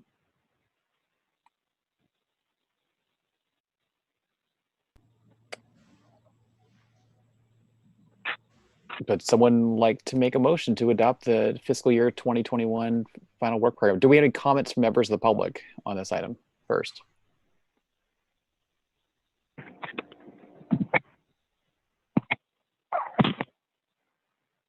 Okay, not hearing it. Do we have a motion to adopt the overall work program?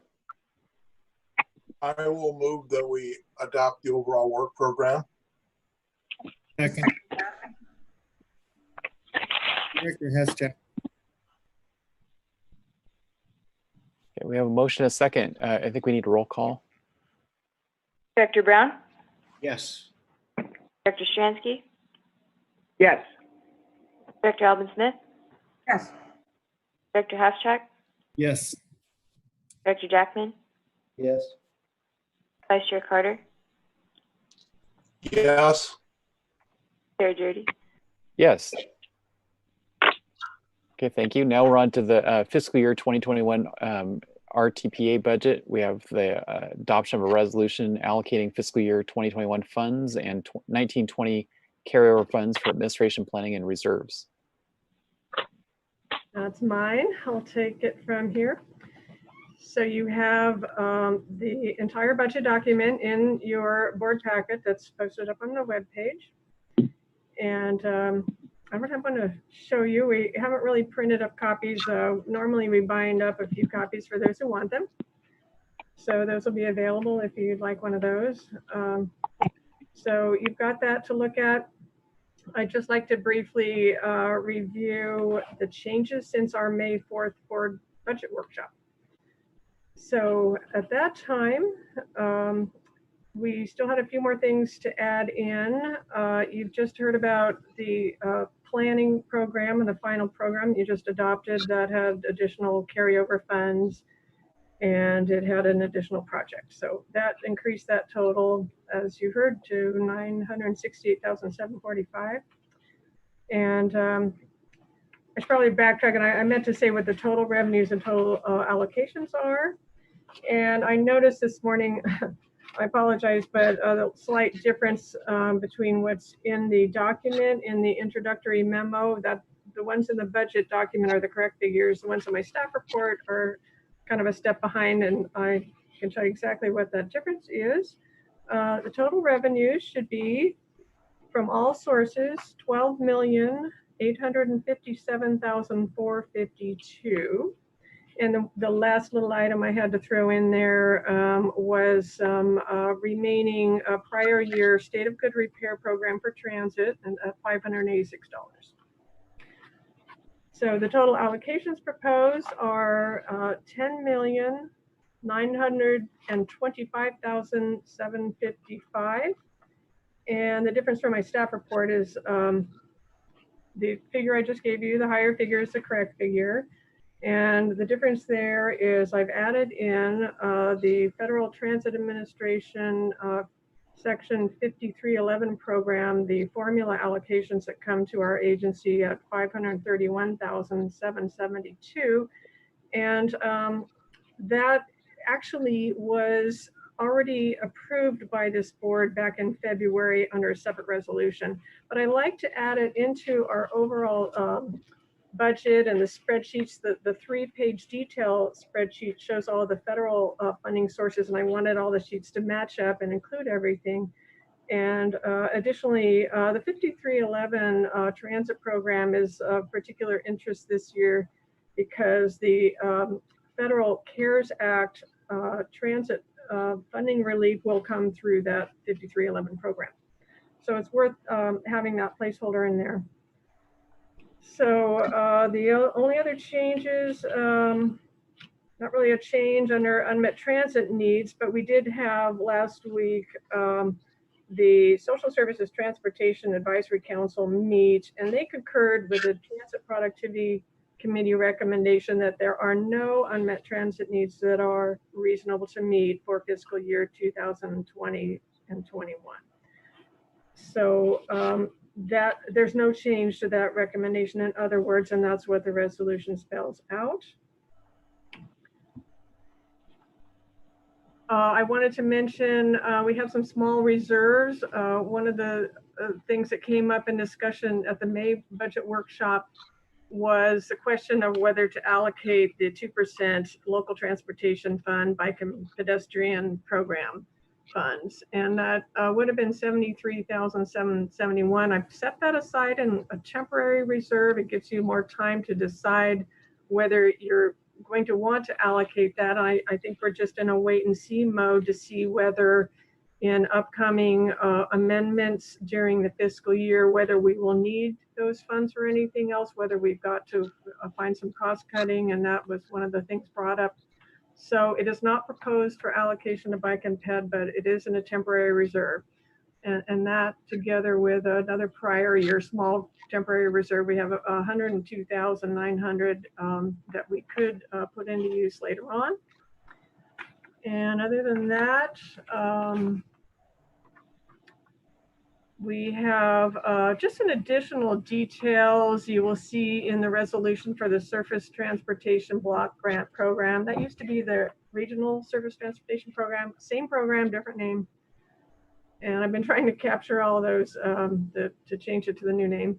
But anyway, in the narrative in the resolution to allocate those funds, you've got some more detail on the fund balances for the 3 areas of programs within that funding account. The partnership program funding has about 750 available to allocate after this new year's funds get added in. And there's a little over $1 million in that program. The local assistance component has some carryover of 226,000 has not been allocated yet. That's in a fund balance until it's needed. And then the resolution also itemizes the anticipated formula distribution to the 5-member agencies, but we still do not have a preliminary estimate. We're going on last year's actual figures. So those can change. And I think I captured all of that. Yes, you know, I think we're going to want to talk a little more about the transit funding today. But anyway, those are the changes since you last saw the budget. We do have a public comment that came in, and let me know when you're ready for that. I think those were the main points I wanted to make. Okay, thank you, Janet. Yeah, go ahead if you have public comment. Share that with the group. Yes, okay. So we had a longish written comment from Diana Clark, who is the retired executive director for Ukiah Senior Center. She's now a member and a volunteer. And she submitted comments that I can read through that have a bearing on item 8C, which is the resolution allocating funds to Mendocino Transit Authority. And I believe Diana's on the call. Ms. Clark, you are there, aren't you? Shall I read these comments, or would you prefer to do that? Hi, Janet. Thank you. Yeah, and they're posted on our webpage for the meeting also. Perfect.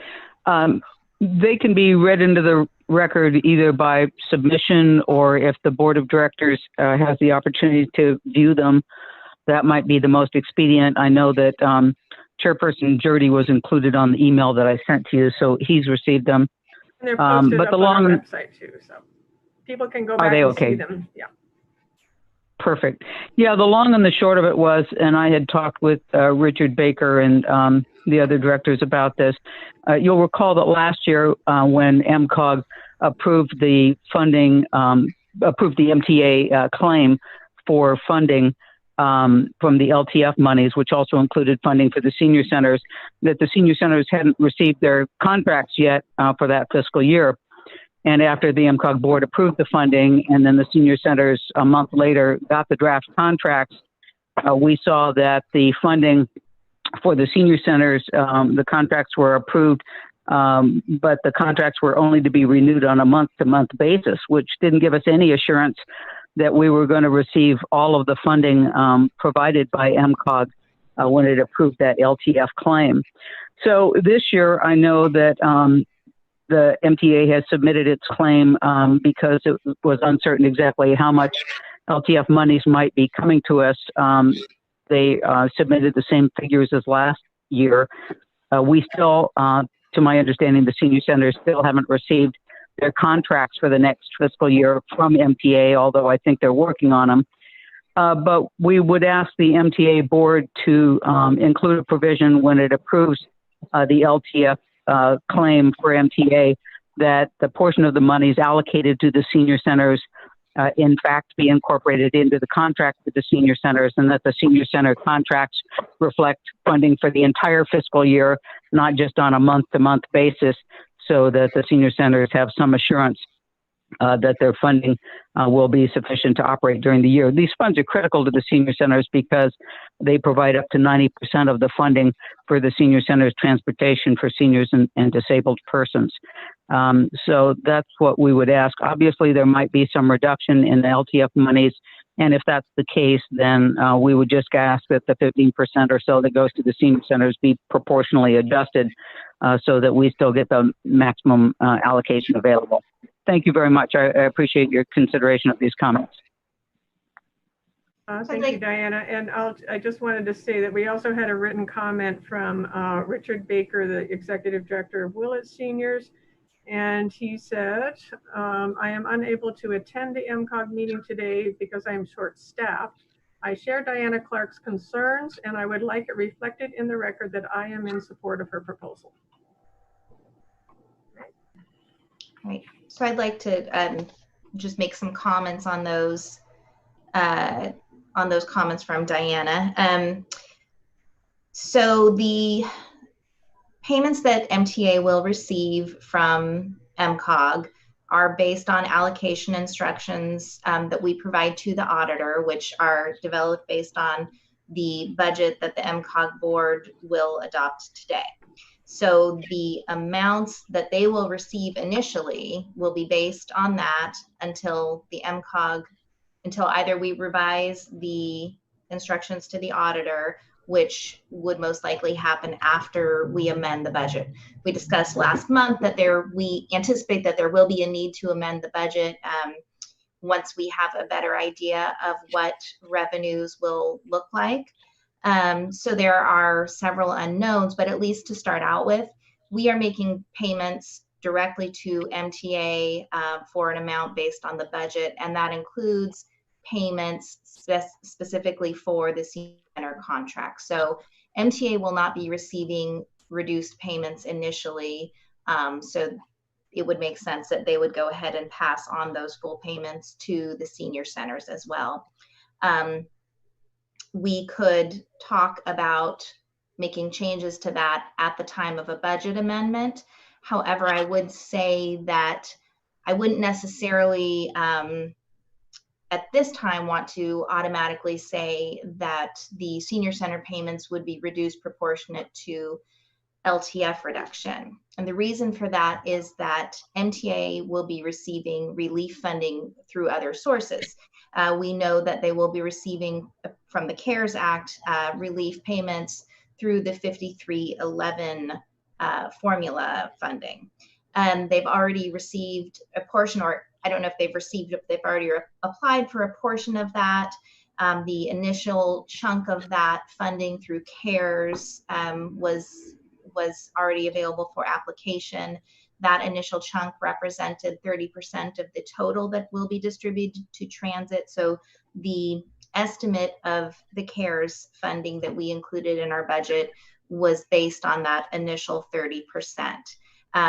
Of course, it's just an estimate, and we understand that there may be additional claimants in the next round, but in Mendocino County, MTA will continue to be the primary claimant of those funds. They're definitely the largest operator. So MTA may receive funding that will benefit their budget, but if the senior center payments are based only on the LTF, then that relief funding wouldn't necessarily be reflected in those senior center payments. So my recommendation would be that that be addressed at the time that we consider any kind of a budget amendment. And I know it was mentioned at an MTA meeting that this was discussed. The reduction to the potential reduction to the senior center contracts was discussed at the Transit Productivity Committee. And so I just wanted to clarify, I know that there was a conversation between MTA Director Carla Myers and Diana Clark. However, that was not part of the TPC action. The TPC didn't have that agendized, so it wasn't part of the action. It was just a discussion that happened to occur at that meeting.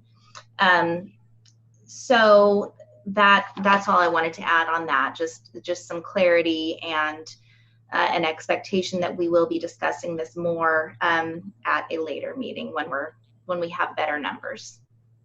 Nephili, this is Diana. Could I just clarify something? What I had mentioned at the TPC meeting about MTA doing a proportional reduction of the senior center's allocated amount of LTF funds, that was based on a comment that Carla made during the MTA board meeting last week, where she was talking about if the LTF funds were reduced, then she would proportionally reduce or put it in the senior center contracts, a proportional reduction of the monies that they would receive. Like I said, I don't believe the senior centers have received those contracts, so it's not known exactly how that will be framed, but it appeared that that was the intention that she expressed during the MTA board meeting, not to me personally. Okay, thank you for that clarification. So I have a question. Director Alban-Smith, myself are both members of the MTA board, and we heard a little bit about the CARES Act funding, maybe for the first time at our last board meeting. And we saw a snapshot of those estimates, and it was reported that a relatively small amount was already claimed of the amount that was estimated. And it was unclear if MTA will be able to claim the full amount that's allocated to our county, because only eligible expenses could be claimed against that.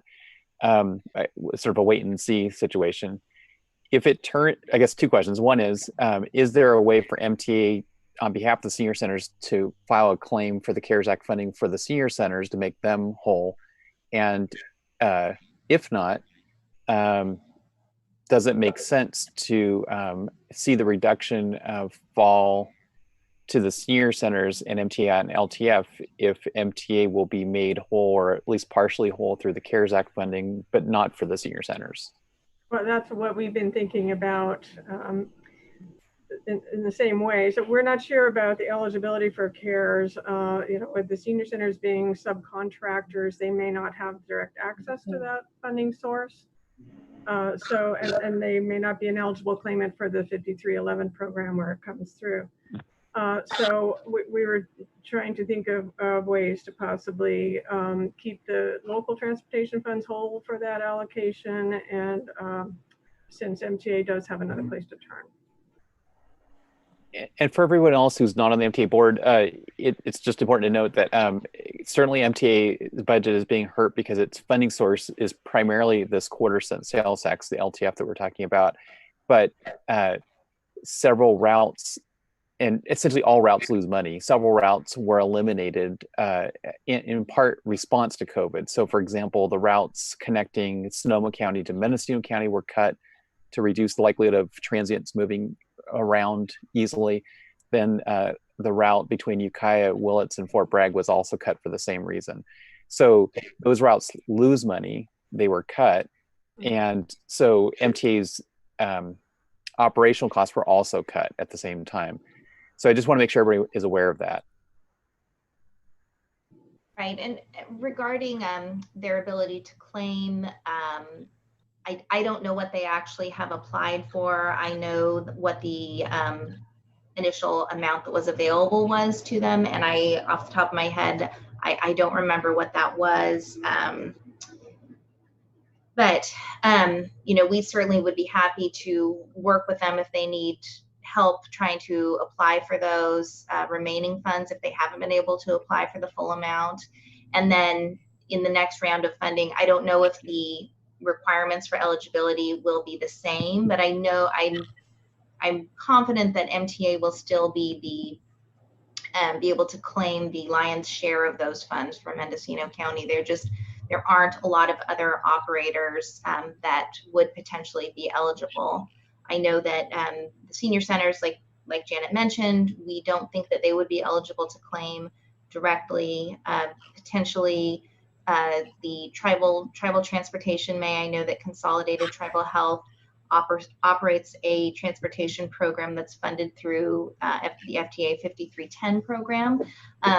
But in comparison to MTA's overall service, they're going to be a much smaller proportion of the available funding. Okay. Do we have any other board member questions or comments? I do. Yeah. Thank you. We've heard about this issue a couple times about the senior centers being on monthly contracts and those renewals. And so it certainly seems like that's not a very effective or respectful way of doing business. Is it possible, what would be our process in ensuring that there's a year-long contract for the senior centers? Nafili, can you maybe go into that a little detail? So my understanding that change only took place this last year, and I thought at our last meeting or one of our recent meetings that Director Meyer said she was going to switch back to year. So I don't know why wouldn't we be able to just stipulate somehow in the MCOG contract that it shall be a year contract with the senior centers as subrecipients, recognizing that the dollar amount could change if sales tax revenues are lower than expected. So yes, so just to give some background, that was a change that came about last year, implemented, I believe, because there were some concern, MTA was having some concerns with some of the operating issues with the senior centers. Those have been, as far as I know, those have been resolved. And so there shouldn't be a need for contracts to be on a month-to-month basis anymore. And it seems it would be reasonable for those to be year-long contracts in order to provide the senior centers with some sense of stability. It certainly, the MCOG board could consider including language in their resolution that would indicate that those contracts should be on a yearly basis, and acknowledging that the amounts of those contracts could change if the MTA payments are reduced due to a budget amendment. So, well, we can write something into it's the allocation instructions. That is something the MCOG executive director does. We usually prepare those to say how the funds will roll out through the year, different kinds of funds, according to the Transportation Development Act. And the senior center funding is under a different code, PUC code in the Transportation Development Act. So those are actually kept in a separate fund and they're allocated separately through this resolution today. So yeah, there are some stipulations that MCOG can make. Well, I would certainly be in favor of those stipulations to make it more right for the senior centers. So we have, I think there are two options or a combination. Then we could just address it through allocation instructions. And then staff could work administratively on language that would reflect that, and you could include that in your action direction to staff to work on allocation instructions that would include that, or you could include language in one of the budget resolutions, and I'm not sure exactly where it would be appropriate to include that, but Janet might have some idea of the best way to do that, or it could be a combination of those two. So what would board members prefer, how best we address that? My suggestion, since it would be difficult in this Zoom meeting for us to go over changes to the language in the Yes. resolution, that we would provide instruction to staff and you could follow up on that detail. Do anyone else see would other people prefer to change the resolution? No, it seems to me that the easiest way to do it would be to do the allocation instructions instead of messing with the resolutions. Yes, and in TDA, those can be revised when there's a budget amendment or when the actuals do not meet the projected estimates. So there are opportunities along the way to revise the instructions as needed. And like I said, I think the budget instructions, I don't think there's going to be some big tussle over it. I believe Director Meyer said that she was intending to make it year round at this point anyway. So I think that's the simplest and most seamless way to deal with. Yeah, I mean, if we wanted to write something in a resolution, we could take your intent and build that in and bring it back just to ratify and consent later on. But we can take a stab at those allocation instructions and try and make that meet the intent from today. Agree, Nafili, with that? Yeah, I think that I agree. That's probably the best way, and under the circumstances, the easiest way to do it. Certainly better than trying to rewrite a resolution today. And then finally, for clarification, did you say that MCOG staff could kind of meet with both MTA and the senior centers just to verify that the senior centers either are or are not eligible for any of the CARES Act funds? Yeah, we can look into that. We would probably need to do some research on eligibility, assuming that those continue to come through the 5311 program. We would look into that particular program, but we'll definitely follow up on that. And my point is that at least initially, I don't know how long MTA will have available to it to apply for those funds, to draw down those funds, but at least their initial request for funds was a small fraction of the funds available for MTA in the county. So it looks like it's possible, the way it was presented at our meeting, that there'll be more money made available to Mendocino County than they will be able to draw down. Okay, so we have in the budget $1.2 million that is 2/3 of the amount for Mendocino County over the current year and the coming year. So the amount that's been claimed, it didn't come out of this 1.2. There was the earlier fiscal year, they claimed some of that. I'm not sure how much they claimed, but it's a substantial amount of money. Right, so you're saying that if MTA is unable to use all of that, which it sounds like they may not be able to, potentially, it'll go unused, and so it would be in the county as a whole in the best interest to see if there are other eligible claimants to utilize the money that MTA is unable to claim. Yeah, thank you. Okay. Do we have any additional public comment on these budget items?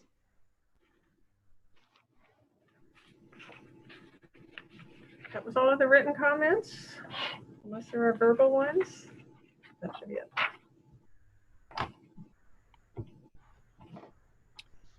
You have recommended in here several different actions.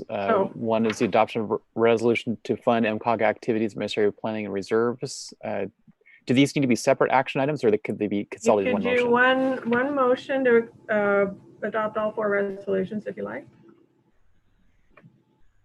Would someone like to make a motion? I will make a motion to adopt all 4 of the recommended actions recommended, A, B, C, and D. And to clarify, that includes the direction to staff on the transit funding? Yes.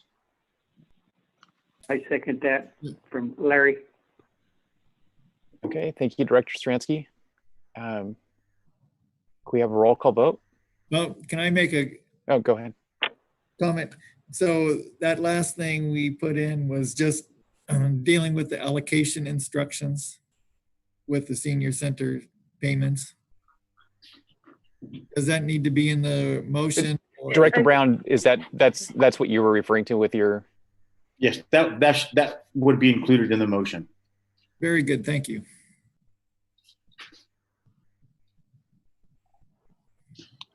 Okay, can we have a roll call vote? Director Brown? Yes. Director Stransky? Yes. Director Alvin Smith? Yes. Director Housecheck? Yes. Director Jackman? Yes. Vice Chair Carter? Yes. Chair Drury? Yes. Okay, thank you. Now we're on to. Thank you very much indeed. Appreciate it. We're on to consent calendar approval of May 4th, 2020 minutes, acceptance of 1819 fiscal audits for Mendocino Transit Authority, and appointment to the Social Services Advisory Council. Would someone like to make a motion to approve the consent calendar? I'll make a motion to approve the consent calendar. Second. Hascheck, second. Okay, can we have roll call? Director Brown? Yes. Stransky? Yes. Alvin Smith? Yes. Housecheck? Yes. Jackman? Yes. Carter? Yes. Chair Drury? Yes. Okay, thank you. We're going to recess as the as the Policy Advisory Committee and reconvene as the Regional Transportation Planning Agency. Do we have a motion to ratify the actions of the Policy Advisory Committee? Also move. Second. We have a roll call vote. Director Brown? Yes. Stransky? Yes. Alvin Smith? Yes. Housecheck? Yes. Vice Chair Carter? Yes. Chair Drury? Yes. Okay, we're on to informational reports. Caltrans, Rex, do you have anything you'd like to share with us? I can, I'll try to be brief considering how long things have gone. I know I keep promising a demonstration of our map tool, and this morning I was kind of becoming familiar with it, and I think at the staff's convenience, I should be able to provide a hands-on demonstration of that tool that should be useful for providing updates to folks about individual projects and about all of the projects in the region. I also received this morning from Frank Demling a written report summarizing project status for all of the projects, or I think all of the significant projects in Mendocino County, not just his projects. That may have already been distributed to the group because it's dated February of 2020. Can you hang on just a second, please? Yeah, and I don't know. So what Rex is referring to is it's notes from the South Deal meeting. So some of you may participate in that meeting. It's not something that the RTPA is part of, but I believe that elected officials participate in that. Right. So I just thought it could be useful in that it does give a status summary of almost all the projects in the county. And so that may be, I don't know, it may be appropriate to distribute that after this meeting. And similarly, obviously with the length of the content in today's meeting, a demonstration wouldn't have really been feasible for that web-based tool, but we'll try to plan that. And in the interim, if people have time and are inclined to take a look at the user guide and the website itself, we have been trying to straighten out some of the kinks, and the way that happens is really through trial and error. So if anybody has a tech inclination, they can provide comments, and even this morning when I was looking at it, I found a project that wasn't on there, and it got them to put it on there. So there is a great deal of information that you can potentially access through that, but it really will.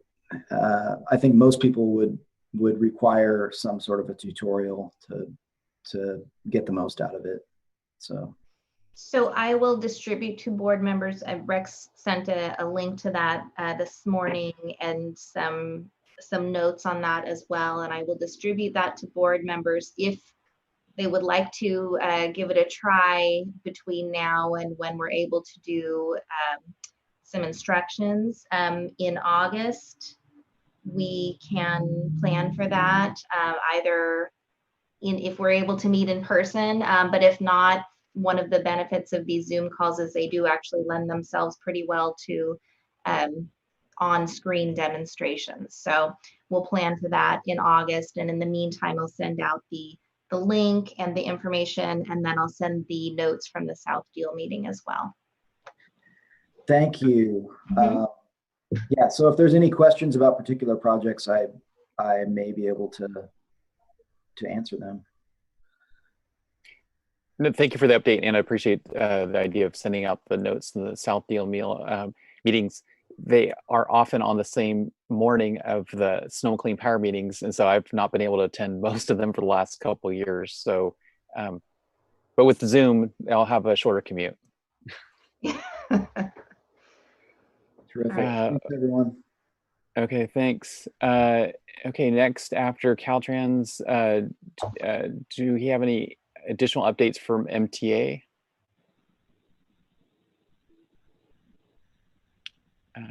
I think we've covered quite a bit with MTA. North Coast Rail Authority, I don't know, have they, go ahead. Yeah, we had a special meeting on May 26th, and it was to deal with turning over the common carrier freight line from Napa to the Mendocino border. And so we voted to approve that. It's all part of the SB 1029, the Great Redwood Trail. And so what it would do is actually, it's going to transfer NCRA's contract with NWPCO, which is a freight carrier for that line so we're going to transfer it to the SMART agency, the Sonoma Marin Area Rail Transit Authority. And so that's going to divest the NCRA from a big part of its responsibility, and that's all part of the SB 1029, like I said. So it's a big step. And we also renewed the contract for our executive director until NCRA no longer exists, or a year and a half, whichever comes first. Okay, thank you for the update. MCOG staff, we have your summary of meetings. Is there anything you want to highlight there, or do you want to go on to administrative staff miscellaneous? I do not have anything to highlight from that report, but I can answer any questions if there are any. And I personally don't have any miscellaneous items either. Well, we do have the next meeting date, as you said earlier, Monday, August 17th. And hopefully no one has a conflict. Then we have MCOG planning staff. Loretta, I have nothing. Thank you. Okay. Well, Loretta, it sounds like you've been pretty busy with a number of other things already on our agenda. Now we're on to MCOG Directors reports. Do we have any MCOG Directors who'd like to add anything that wasn't part of the agenda today? Okay. We're just right now at 4 o'clock. Anything related to CALCOG? I think, haven't they rescheduled some things, or maybe Director Alvin Smith knows more what they're doing. It's pretty much remote meetings, isn't it? can't understand you, sorry. Yeah, you're breaking up. I'm sorry. I think the meetings have pretty much gone to virtual meetings. Yeah, with that virtual meeting. It's really hard to meet online with about 50 people. But basically they were talking about, you know, big city stuff and how sad that it was that all these huge cities are really broke. And the meeting kind of changed like the whole aura of it. But I have to say that if anyone is interested in the CALCOG meeting, you can go to their website. They have a very nice website, and they have the whole thing is recorded. So you can see any presentations that were made, and also information about something that might be applicable to us. I didn't have much participation in that one. Yeah, normally CALCOG is a great source of information regarding upcoming legislation that might affect transportation, but there's actually been very little legislation in this current session. I believe that the committees met, the transportation committees met and considered 4 bills, and they were mostly related to the COVID-19 pandemic in some way. So just, there's not a lot that isn't related to COVID happening right now. So there's still, CALCOG still continues to be a good source of information as far as what to expect as far as revenue reductions and that sort of thing. So we'll keep you posted if we have more information. Okay, thank you for the update. I feel like we've covered a lot of material in great detail today, and at 4:02, I think we are adjourned. Thank you, everyone. Thank you, everyone. Thank you. It was long, but in August. We had fewer technical difficulties than last time. So. All right. Have a good summer. Bye-bye.